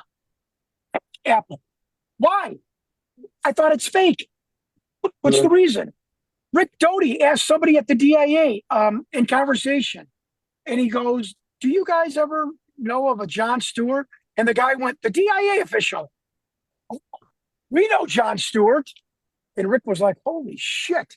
And he's like, that guy, his FOIA request, he set up trip flares with us. This guy won't stop. He just keeps calling and FOIAing. So let me ask you another question. I called the DIA, the FOIA department. Hi, my name is Jon Stewart. I ever know anything about my one FOIA? Here's what the nature of it was. He said, well, I see your quote. I see your name on our file system, but there on the FOIA request system, but there's not a file attached. I'm like, okay, what's the big deal? This kid, not knowing what he was saying, goes, well, you can't get on here unless you have a file attached. Somebody had to come in and remove it. And he kind of caught himself, but he's like, I'm going to call you back. Half hour later, this happy-go-lucky Air Force officer calls me back with, yeah, Mr. Stewart, yeah, okay, you're going to get a response letter in a day. We're going to send you it today. You'll get it in a week, and that's all we're going to say. Like, his name was Andrew. I said, Andrew, did I do something wrong? You sound totally upset. No, you're just going to get a letter. And I get the letter a week later. Remember, no one can get on this system without a file. Somebody went and removed your file. I get a letter. Because of the nature of your request, Mr. Stewart, we will have to conduct interdepartmentary conferences and meetings to discuss how we will disseminate the nature of your request. Because of the nature of your material, we have to do this because of the delicate nature of your request. So these son of a bitches are going to go from Pentagon to the DIA to NSA to CIA for a used car dealer's letter about a hoaxed alien video? Give me a fucking break. Thank you. That's all I have to say. Mate, no problems, man. Thank you so much for talking, man. You've been firing off like crazy. And then on that subject, we can still go interview. I'm just saying on that subject, that's all I have to, I love his energy. I've always liked John's energy on this. Well, He brings his wrestling energy to it, doesn't he? Well, I'm pissed off and I'm frustrated. I'm $30,000 light in my bank account. I got a crazy Italian Irish wife giving me the eyebrows like for 30 grand light.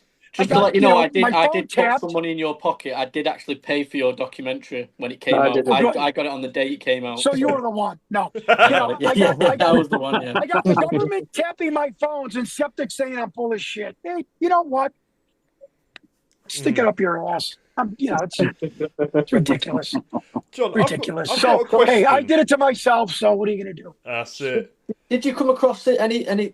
John Lay spoke about this YY2 facilities where it's like electromagnetic thing because they like to escape the facilities. They can actually walk through walls, these beings and stuff like that. Did you come across anything like that in your research on this alien interview tape? This is what John Lay mentioned in that George Knapp. Well, there was somebody else that mentioned, and I don't know, that they had to build a metal netting, so to speak, over some of these beings because they did have the ability for walking through physically walls. hyper transporting them, dissolving their physical molecules and, presenting them at another place, if I can use terrible physics vernacular. So yeah, I did hear one person other than John Lears talking about this electronic webbing in some of the rooms or the containment cell that some of these beings were held in. Yeah. Some of them also had to breathe different types of oxygen or different types of atmosphere. Rather, there's a redundant story about a being only being able to bring methane gas and how difficult that was. And crazy stories about the difficulty of housing these creatures. If it's true. Have you come across any dark stuff, like what they'd feed on or anything like that? Well, there's all kinds of conjecture that that as far as liquid, that they can disseminate or extract a tremendous amount of liquid from the humidity in a room through their body. That's a conjecture, just stories I've heard, that the scientists made a type of like a stick, like a candy stick made of like a whale blubber kind of constitution, because many of the beings don't have teeth, just like hardened dentin gums. There's other stories that some of them could digest certain vegetables. And of course, my sister-in-law, that knows nothing about anything with UFOs, has a boss whose father was a truck driver for a Las Vegas dairy in the 50s, 60s, and 70s. And his story is that he delivered ice cream to Area 51. He had to unhook it, pick up the empty semi-trailer, drive it back. At the end of his story, he goes, the funny thing is, all I've ever delivered in 15 years was strawberry ice cream. And I'm sure we all know about the strawberry ice cream story that was in that documentary. I'm not saying it's true. I'm just saying, why would a truck driver say at the end of this talk with my sister-in-law, and all they maybe deliver was strawberry? It was weird, like just a random fact. So those are my what do the beings eat stories, which I can't prove any of it. So I think Dan wants to get into the New World Order thing you spoke about with, what was it? Was it Night Shift? Night Shift. Yeah. So at the end of the Night Shift podcast, you mentioned that you had some sort of information regarding the New World Order, and for me, you sounded very sort of concerned and worried about that. Now, I've got my own theories on the New World Order. I don't think disclosure is disclosure. I think it's completely something different, especially after everything what's been cracking off at the moment. I mean, the whole Luli Elizondo photo, like you mentioned earlier, is just an absolute joke. Who would actually take a picture like that into a hearing like that when it's not even been verified, especially when he's been caught out with pictures of chandeliers in the past? You've got them arranging a Congress hearing for the same week as the biggest case in show business in God knows how long. Which one of those cases are going to get the media attention? And with the whole sort of Jake Barber thing, and there's a lot of focus on summoning these crafts in. There's no focus on your stereotypical flying saucer. And I do feel, me personally, I feel like this is all going to be leading to Jake Barber turning around and going, these are all demonic, let's all run for the hills. And me personally, I feel disclosure is the start of the whole Project Bluebeam and New World Order all in one sort of phase. But that's my own theory, John. I'd love to get your ideas and your views, and if you can actually share anything what you were saying on the Night Shift podcast as well, that would be fantastic. Yeah, I'll be very blunt. I think the global financial implosion is going to occur at some point in the near future. I believe that this event will be the impact of this event will be lessened by the release of, and that there's aliens, kind of a distraction, ease the blow that we're going to usher in, cryptocurrency and Bitcoin, however you want to disseminate that. as further control of society. So I believe those two, and this is on very, very, very good authority of people that have never lied to me and have always been right. Every one of my intel leakers talks about 2027. Every one of the people that have come to me and emailed me from government, subcontracting agencies, scientific research departments, 2027. They know something is coming, something's on the horizon. What that's going to be, the particulars of that, I don't know. And I'm not going to pretend I do know. I do know that conveniently, the extraterrestrial phenomenon is going to be used to lessen the blunt of a complete global implosion and a financial reset of the global economy. I could tell you that. You could pretty much take that to the bank. And you could see it happening already. You could see the introduction of Bitcoin, the global currency. We're being electronically monitored, whether you like to know it or not. The fragility of the global economy, and you're going to need something to scare people enough to have them give up their freedoms electronically. You know, do I believe people are going to be in gulags and concentration camps? Oh God, never, please. Are we going to let people? Are we going to give governments of the world more intrusion into our lives electronically, financially, personally? Oh, bet your bottom dollar on it. Bet your bottom dollar on it, and it's going to happen. Why does every person that it's been an S4 is obsessed with the solar event, which is also coming? Why? Why is that? Are they all getting together, knowing each other, to hoax a car dealer? Let's tell them this. You know, no. Everybody that's been in these programs have been told something very scary and catastrophic also about the sun, some solar eruption. So it's going to get, I told this to Patrick from Vetted, and he made a meme out of it, you know, a meme, sorry. You know, it's going to get real quick. And believe me, get yourself spiritually in order. And because 2027, it's going to explode, implode, and we're going to get a digital currency. Have you heard any rumors of this huge UFO that Ross spoke about? Ross Coulthard? Yeah. The UFO that's buried in the ground? As a building supposedly built over it because it was too big to move. I've read the story. I've seen the potential site. I've never asked Ross.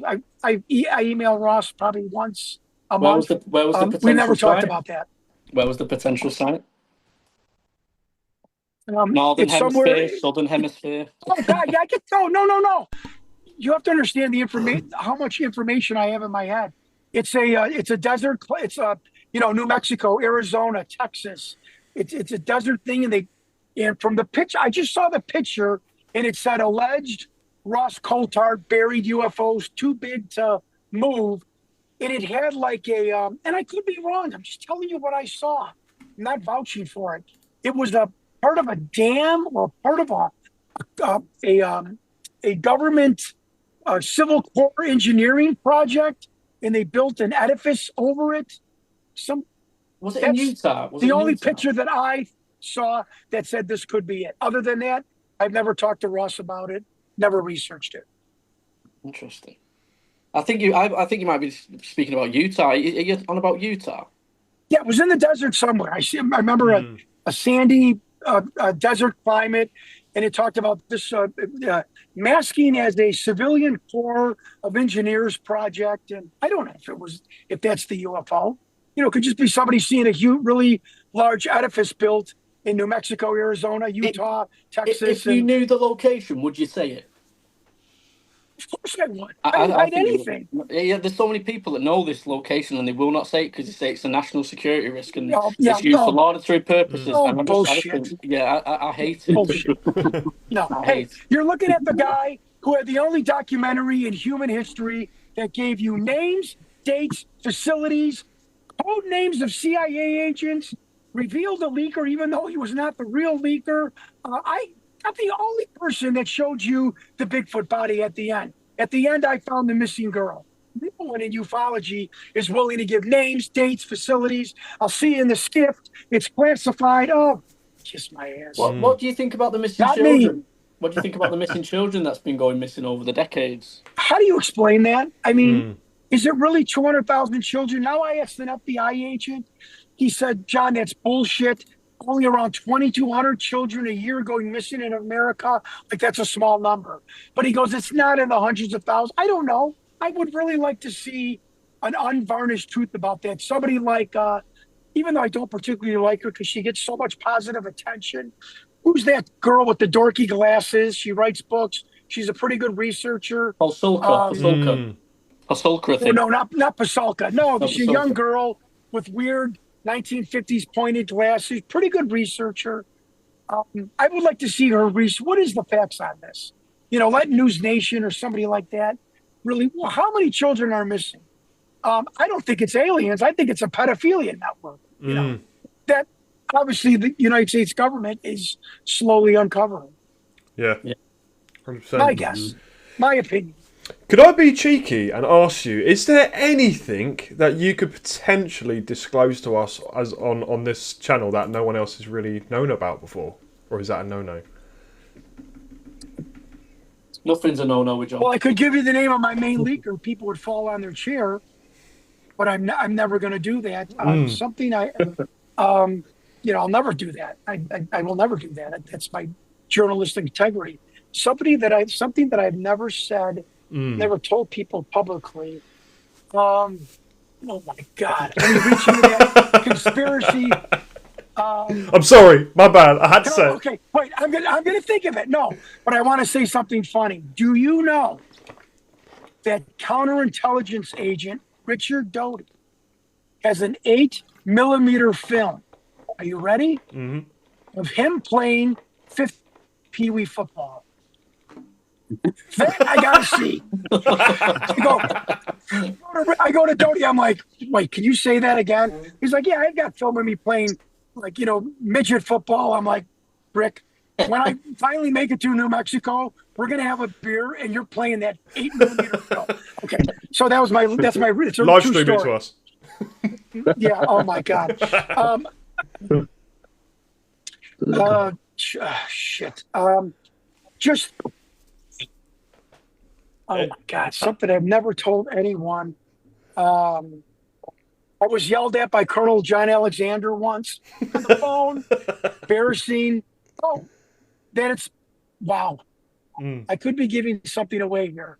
I have never told anybody this. My leaker, once a month, while he was on the board of directors of I'm not going to say, would go to someone's office to email me on a computer that wasn't related to him. Are you following me? I think he might have been having an affair with that woman also. Yeah.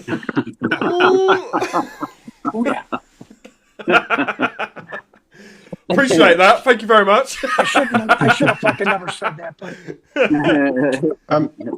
Can I ask a quick question, John? You mentioned John Alexander. Why was he shouting at you? Well, my personality, and sometimes I disarm people immediately. On this day, I was hyperactive.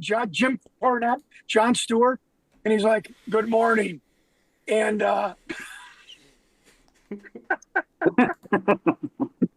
first of all, my hands are discolored because my wife convinced me to get a spray tan for this podcast. Oh my God! Okay, I wonder why you were glowing. You freaking think your life is hard? Okay, go live with the crazy Dago broad.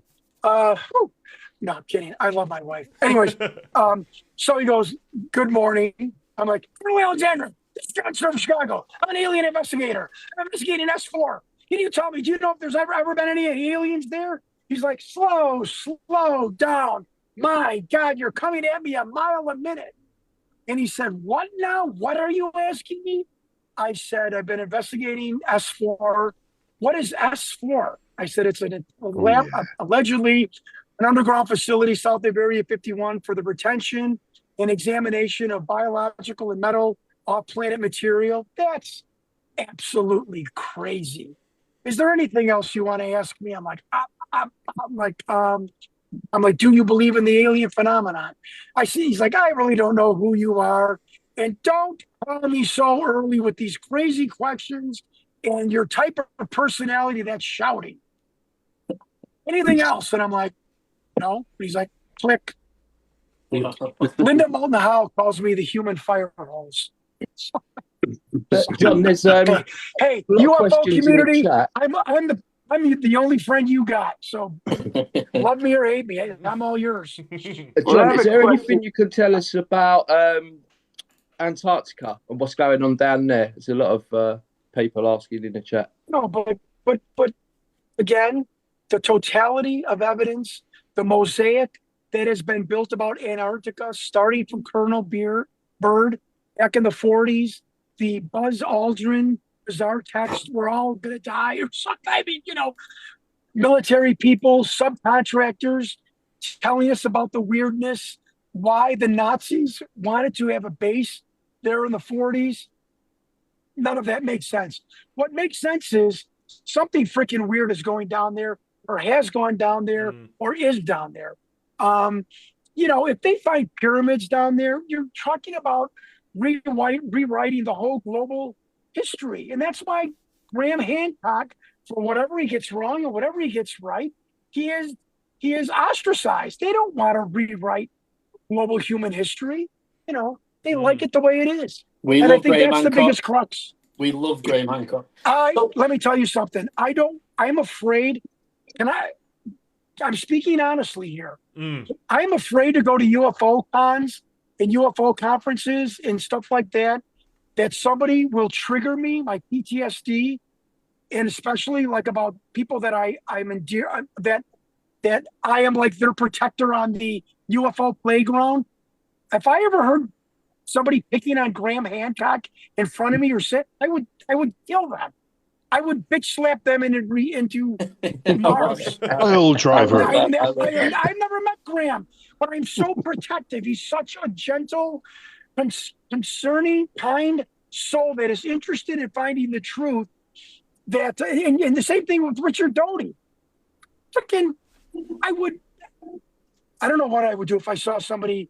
You see, Graham Hancock, with what's come out recently with Egypt, he could be proven right very, very soon with Egypt. With Richard Doty, I can understand why people are skeptic of him, and I think you should always take what he says sometimes with a pinch of salt. Because of his job. You don't have to be rude. We spoke to Richard for 3 hours and 7 minutes, and we don't know if he was telling us the truth or not. He told us that we can trust George Knapp. He told us we can trust Jeremy Corbell, and I do believe George Knapp, and I do believe we can. I think he is telling us the truth now, and I do think his job was he went through it all. He lied to us. He was Paul Benowitz. He went through all them stories. We spoke a little bit about you, not much, but he said the alien interview tape's real. He said the alien interview tape's real, and he went into from the 50s. I lied about everything in pro wrestling. My bio, how much I weighed, if I was injured, that it was a real championship, that I was really mad at my opponent. I was a total liar for 20 years. Does that mean I'm a liar now in my regular life? It's ridiculous. That was his job. He had a little rub against the military when he left. Nobody knows that. I do. And he feels that to some degree, some of this information should be leaked out. And he is working, he said it himself, I'm working with people in the government that want to leak this information. Why do you think Doty's helping me also? Can I ask you a question? Who do you think's bullshit?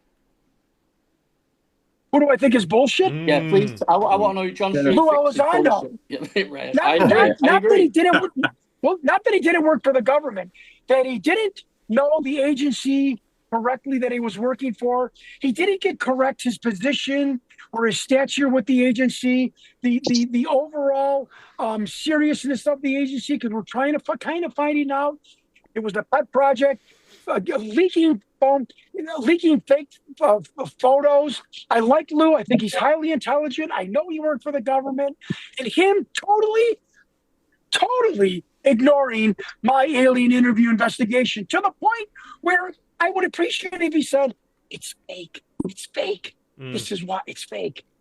No problem.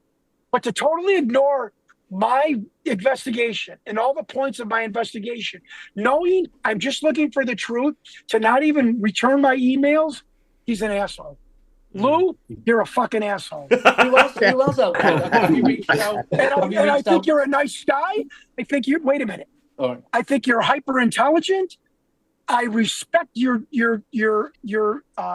tenure and time in the military, coming from the guy that saved the North Chicago VA, me, and 2 other guys. So I can talk about the military. I respect you. I respect your service, but you're lackadaisical and not being able to pinpoint exactly what you did, when you did it, and fake videos. And that fucking Tic Tac video that was going 40 miles an hour, you presented it to my 2 friends, Ralph Blumenthal and Leslie Keene, as going hypersonic. You're full of shit. So repent. Get yourself straight with the God. Get yourself straight with the Lord, and start being more specific and watch your words. Because if I got to freaking do it to the community, you got to do it. Because you hold more weight than me. You were in the military.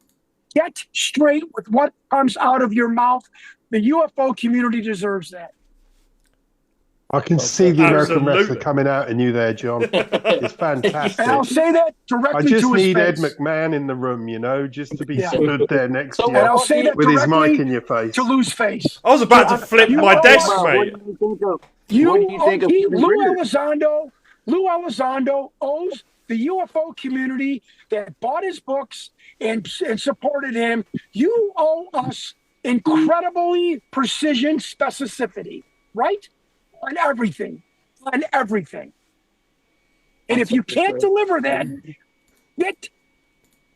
please leave the cosmic room and don't let the UFO door hit you in the ass on the way out. Can I ask your views on Dr. Stephen Greer and his claims at summoning the Phoenix Lights in 1997? What are your thoughts on that? Hey, Stephen Greer may have gotten some things wrong, may have gotten some things right. When you're in the heat of the moment and you're so passionately connected to this information and the phenomenon, I don't judge anybody, because I don't want anybody judging me. You don't like what Stephen Greer has said or did, don't buy his lectures, his books, or whatever. I don't know what else to tell you. All I can tell you is this, and I want people to listen to me. And I'm not defending either of them. What I am defending is how they've treated me. With kindness, respect. They're gentlemen, and they've always answered every single email and text. The 2 most maligned men in ufology, Richard Doty and Dr. Stephen Greer, have done the most for my life, personally, professionally, in my investigation, than anyone else. If it wasn't for Doty and Greer, I never would have wrote a book. I failed English twice, and they helped me write a book about the second Roswell crash.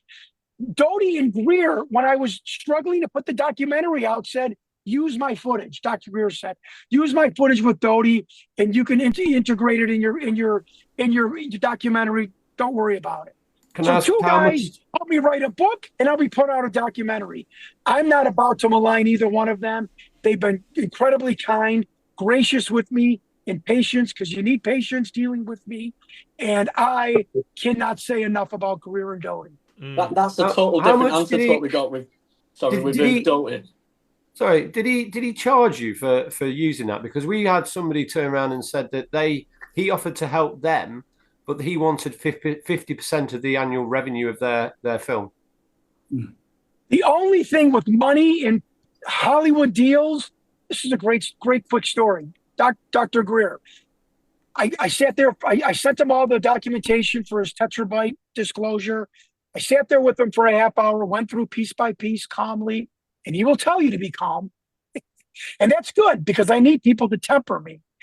He said at the end, John, if you find Victor's identity and we can prove that, he's a real person, I will personally set up a meeting with you and Ted from Netflix.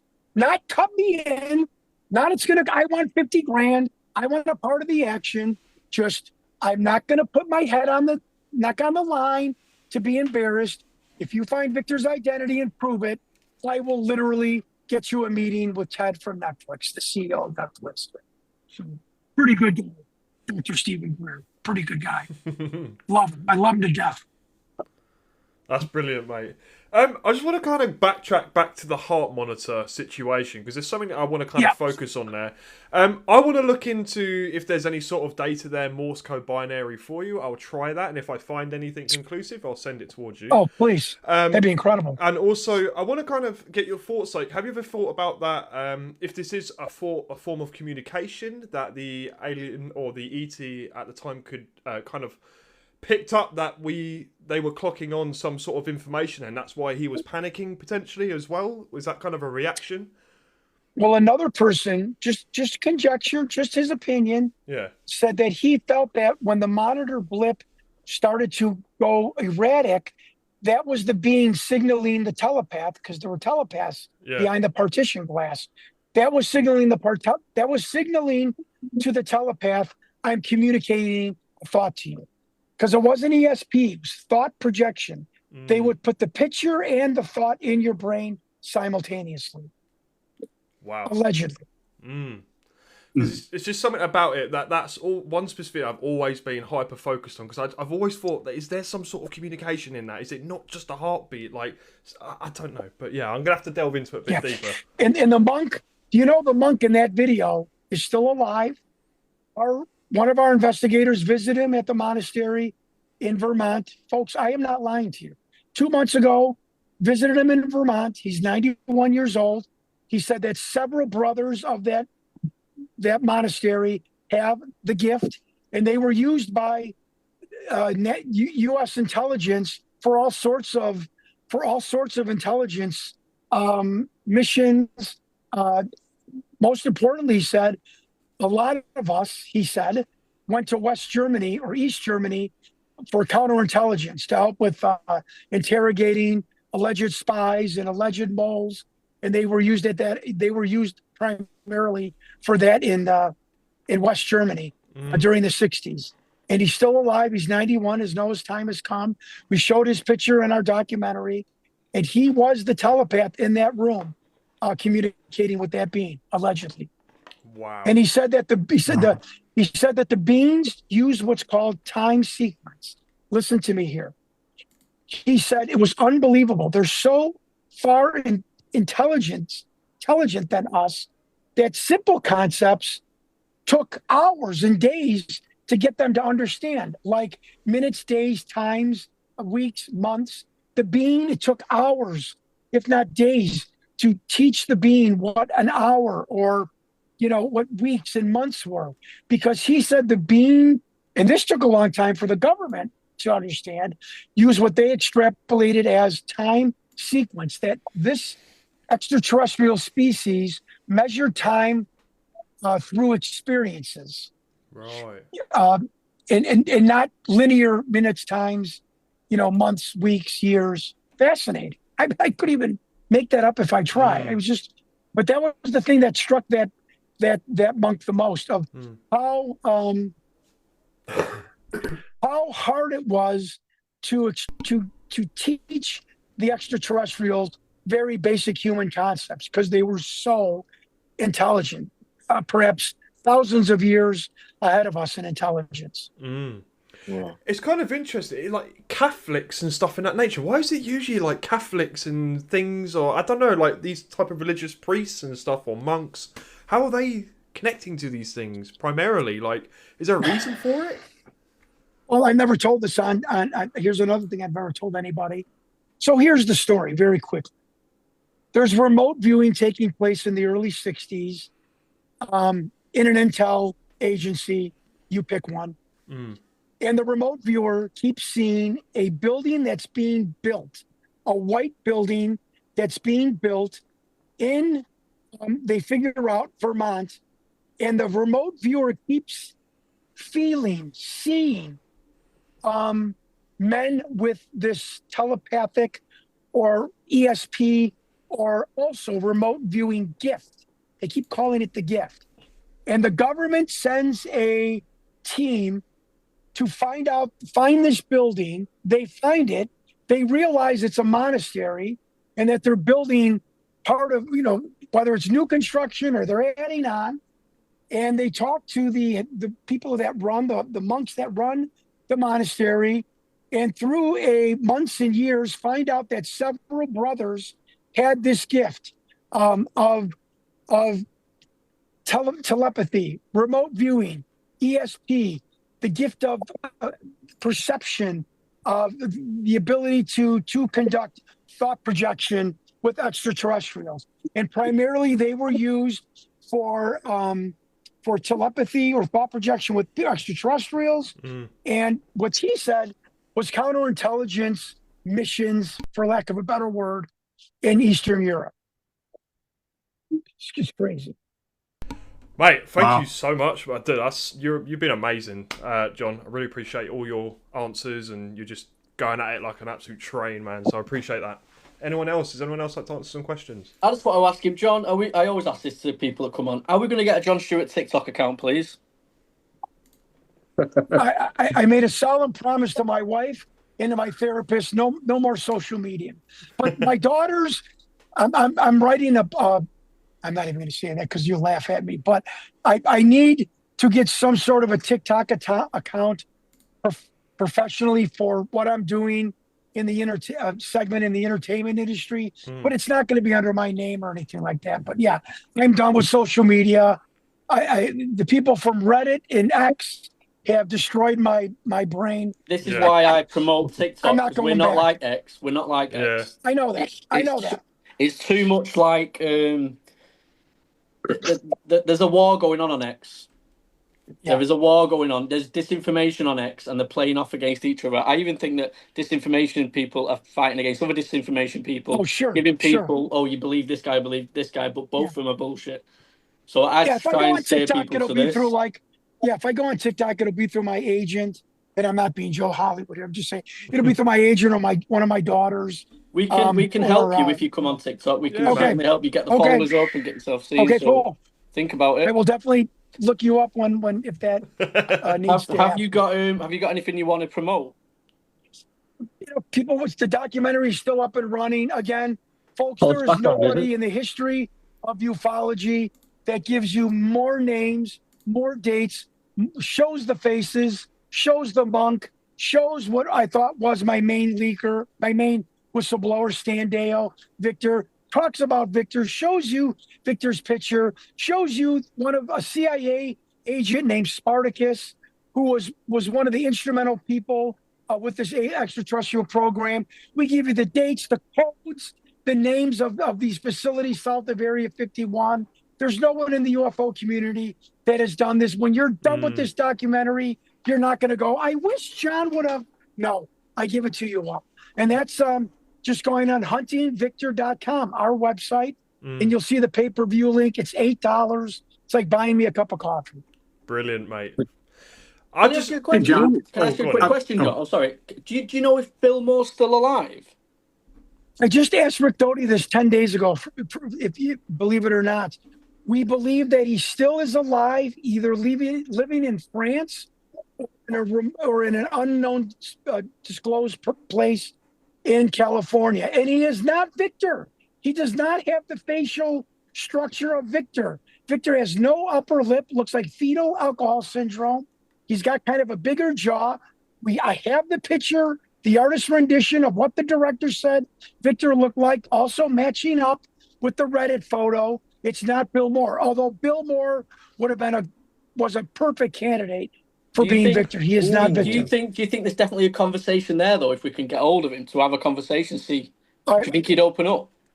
I give my right arm to talk to Bill Moore. Bill Moore probably knows just as much as Doty, but can talk more about things than Doty. Yeah. I would love to get him. Have you ever thought that Victor potentially could have had any sort of like plastic surgery done to alter his appearance, or have anything like a mask or anything? So I get caught again. Did I tell this to Cliff? Yeah, I did tell this to Cliff because I read the email. So an intel person wrote to me. He said, I could tell you about Victor from a contact he has. He said, Stanton John Willett, definitely a real person. Victor was a real person. He worked for EG&G. He was also on the periphery, an ancillary member of MJ12. He was instructed to release this video as part of a public acclamation program. His identity was scrubbed. His identity was sheep-dipped. He was given an assumed identity, which Victor says in '08. He says, I'm on the lam. I'm on the run. He was given an assumed identity from a child that died at birth, right around the alleged time Victor was born, which we think was 1943 to 1953. And we believe Victor, still alive, is living under an assumed name. Wow. And I don't think that's hard to believe. But his last known residence was Cucamonga, California, as crazy and funny as that sounds. And there is a nest of Willett family members that live there. Are they related to Stanton Willett? We are going to find out this later this summer. Also, Jon Stewart's going there. Have we got another film coming out then from you? Well, we are trying to put a 6-figure docuseries on streaming platform right now. So hopefully, yes, but I can't say for sure. If it doesn't go to fruition, I will go back in with new talking footage, highly more produced, with the alien interview case closed, and also telling you the entire saga of Stanton John Willett. So if the streaming service, and I can't see it not happening, doesn't come to fruition, we will go and recut the documentary, polish it up, and go from there, and release it for free this time. Right. Could I just say... Balthazar has been... Oh, go on, mate. He's been... I'm sorry. Balthazar has been stated as saying that if he could do it all over again, this time he wouldn't go about it the way he did. He would basically stay quiet and keep his job at S4. Do you think it would be Victor would have done it the same, or do you think he would have maybe kept it to himself and gone on about it a whole different way?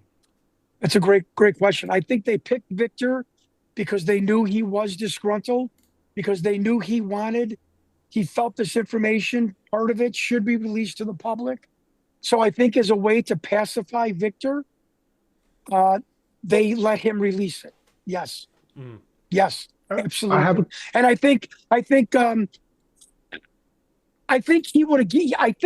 he would have done a more conclusive job. He would have demanded that we see the hands of the being, right?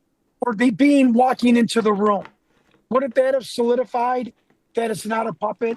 And I think Victor, this is my opinion. I think Victor would have done something to make it foolproof, like, here it is. And I think walking into the room, sitting down on the chair, showing the being's hands would have probably done that job. And I think Victor because Victor was so upset that the UFO community was taking it for face value, or just outright discounting it, nobody doing any serious investigation. That really upset him. At the time Bob Lazar came out, John, a lot of people that were coming forward with UFO information and things like that were going missing all the time, let's just say. What's so special about Bob Lazar in regards to the amount of information that he's released? Why do you think nobody's actually gone after Bob Lazar, is basically what I'm trying to say? Because for me, that doesn't make sense. For me, I feel like Bob Lazar was chosen by the American government to release this information.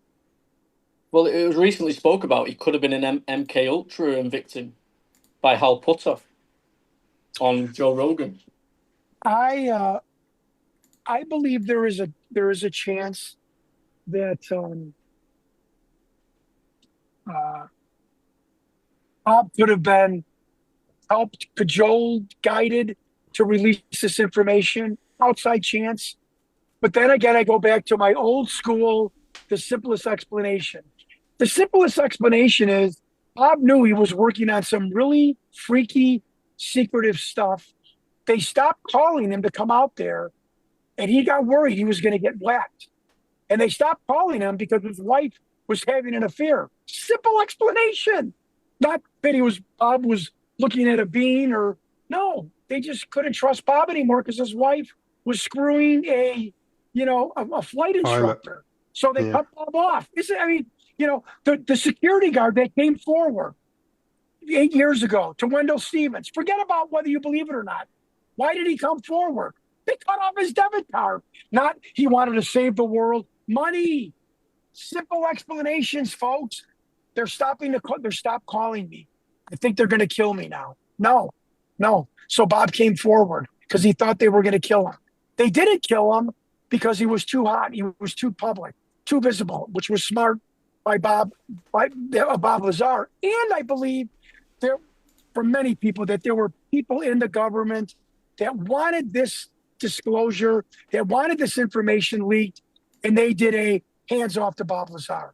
I believe Bob Lazar was protected by certain segments of the U.S. government and still is, in a good way, meaning we want disclosure, leave him alone. And I believe the same goes for Jon Stewart. I absolutely believe that. Did you meet Wendell Stevens? Have you met him? Never. No. My biggest regret was not Wendell and not flying to John Lear's house. I sent my cousin to John Lear's house. He couldn't get in. It was like a fortress. And I once had John Lear's phone number. I now have John Lear's daughter's information. And I'm going to go down to Florida and go in John Lear's storage locker, which I'm going to film. That's going to be interesting. And but no, I wish I would have called and talked to all these luminaries. Now, I talked to Lear in 1997 about a UFO subject. I paid $20. You could talk to him for like 10 minutes. And I would just have loved to sit down with him. I think John Lear knew who Victor was. I really do. And it just I kicked myself for not following up with him sooner before he died. That's brilliant, mate. Thank you so much. Is there anything You're welcome. Thank you for having me. No, it's been a pleasure. I've got one last quick question. Yeah, sure. This is not to seem cliche, but John, do you ever feel haunted by the tape? Not in like a spooky sense, but more so by your involvement and the potential weight and the gravity that your investigation, potentially is uncovered or is uncovering still. Does that ever bring a weight to you in a sense? If I tell you what I was told by two people, you'll laugh at me. It'll be put on Vetted and the Jesse Michael can I just show say something? I watch Vetted. We don't promote Vetted. Vetted's just a new channel. Don't worry about that. I'm joking. But they could use this. People use stuff to. I've had two people tell me in all seriousness, not that they know, they just put out the question. Do you think to some degree you were chosen to do what you did by something? I don't know. Haunted? Absolutely. Why do you think I started? Why do you think it grabbed me in 97? This thing is stuck on my brain forever. I can't shake it. Do I feel ominous? No. Do I feel like I'm showing some kid that's maybe not real smart, that maybe doesn't have a lot of money or impoverished circumstances, or feels that he hasn't been given advantage, that he could do something miraculous with his life? Yes, because I'm not smart. And I am the last guy in the world to go and prove what the truth is about this film. The last guy in the world. And if I could do this, other people in other circumstances can accomplish great things also. And that's, I hope, the message people get, that don't let your lack of this or lack of that stop you from something that you feel in your heart, in your mind, that you can do, that you can set out to. And I begged for people's help. And I can't tell people enough that we can't do this alone in life. You have to reach out to people. You have to ask for people's help, partner up, get role models, ask for people's help. Believe it or not, they'll give it to you. And that's the message. So ominous, no. Relieved that I got how far I got with this? Absolutely. Absolutely grateful for the Doties, the Greers, the Lazars, the Linda Howells. Oh my God. My whistleblowers that risk their pension and their life to help a crazy car dealer, yes, so grateful. And that's, I think, why I'm such a happy place in my life right now. Well, I'm going to ask a question not many people ask you. How are you, Jon Stewart, mate? How are you as an individual, and how's your life going after this? How do you feel in yourself? Are you feeling better, happier? Yeah, I'm a happier man. Good. I'm believe it or not, people have all told me in the car business, old wrestling friends, my family members, my children, my wife, Daddy, you're different. You're not as hyper as he used to be, and you could tell your life is calmer. Like they're. And I'm not saying I was visited ever. I'm just saying, like, it's funny. These abductees mention sometimes like a calmness that comes over their life after an encounter.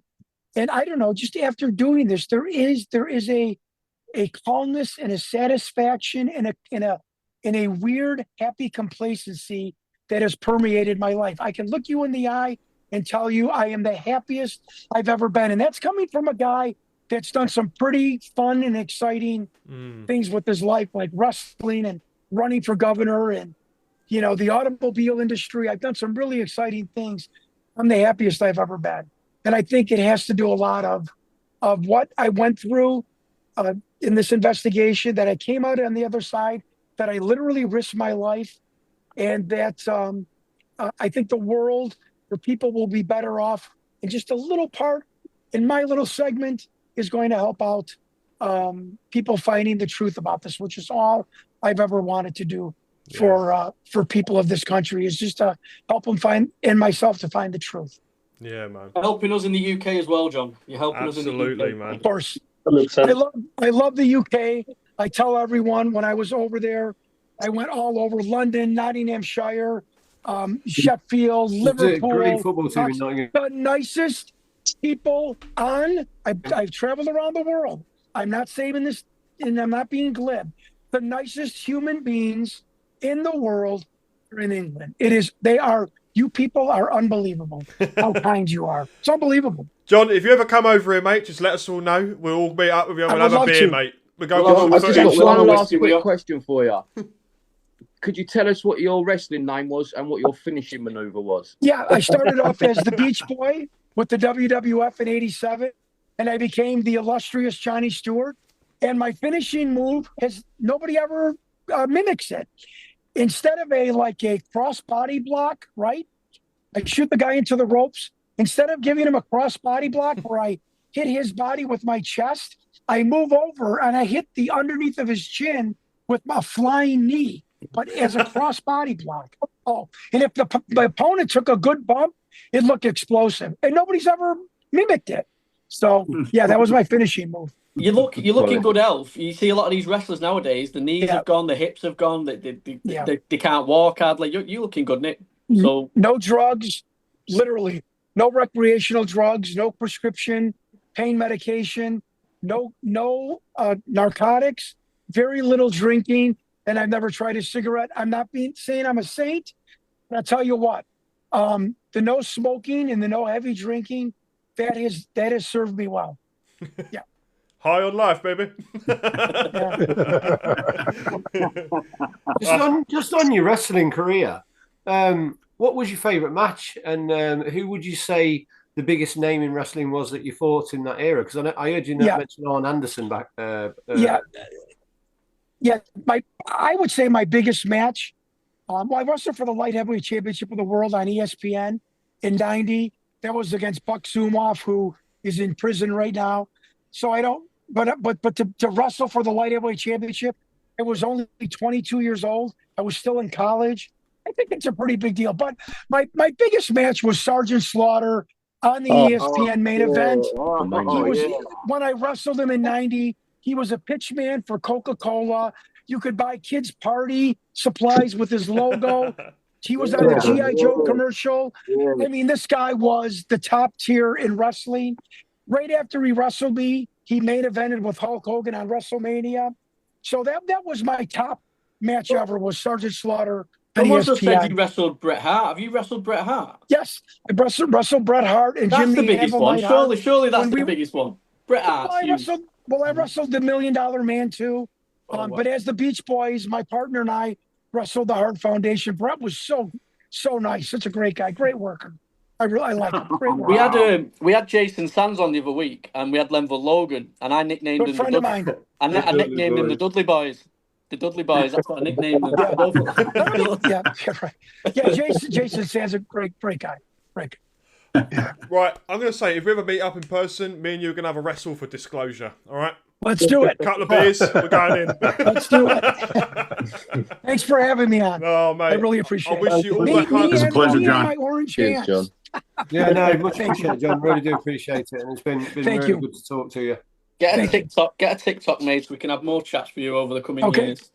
We'll do it. Yeah. Let's do it. And we'll promote it. Just let us know and we'll promote your channel and we'll get your followers straight up. Yeah. Okay. Mate, you got it. So you're talking. Thank you. So UFOs around the world's got 250,000 followers. Holy shit. Okay. Biggest UK TikTok. And I'll tell you now, I stay away from X. I'm on there, but I stay away from it.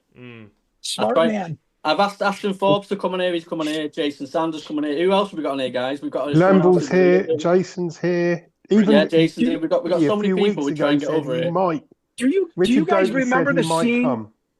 Do you guys remember the scene in Rocky 2 when Apollo Creed is on the elevated stairwell and he's reading the hate mail to his wife? It was like, that was me with Reddit posts. These Reddit people destroyed me. I mean, the things they said about me were all they hurt my feelings. They were awful. Fat, crazy Italian used car salesman. Piece of shit. The most used area for Reddit is a military base, which is known for disinformation. And that's what it pushes disinformation on Reddit. Scary. It is seriously infiltrated with bullshit. Reddit. So you got to be careful with Reddit. Yeah. My one daughter, she's real passionate. She's like, when she was like 2 years ago, she's like, Daddy, stop reading the comments on YouTube and Reddit. Stop it, Daddy. I'm like, your dad can't. I'm crazy. I have to read the comments. John, mate, I wish you all the health and happiness, mate, and keep doing you, mate. Thank you. You guys are sweet. Thank you so much. Yeah, thanks for your time, John. sir. Thanks to meet you, John. Okay, thanks. Get some water. Take care. Thanks, John. Thank you. We'll see you, John. There we go, people. Big up, man. We've all got our windows. Great guy. I love his energy. I think we need him on TikTok. We need him to get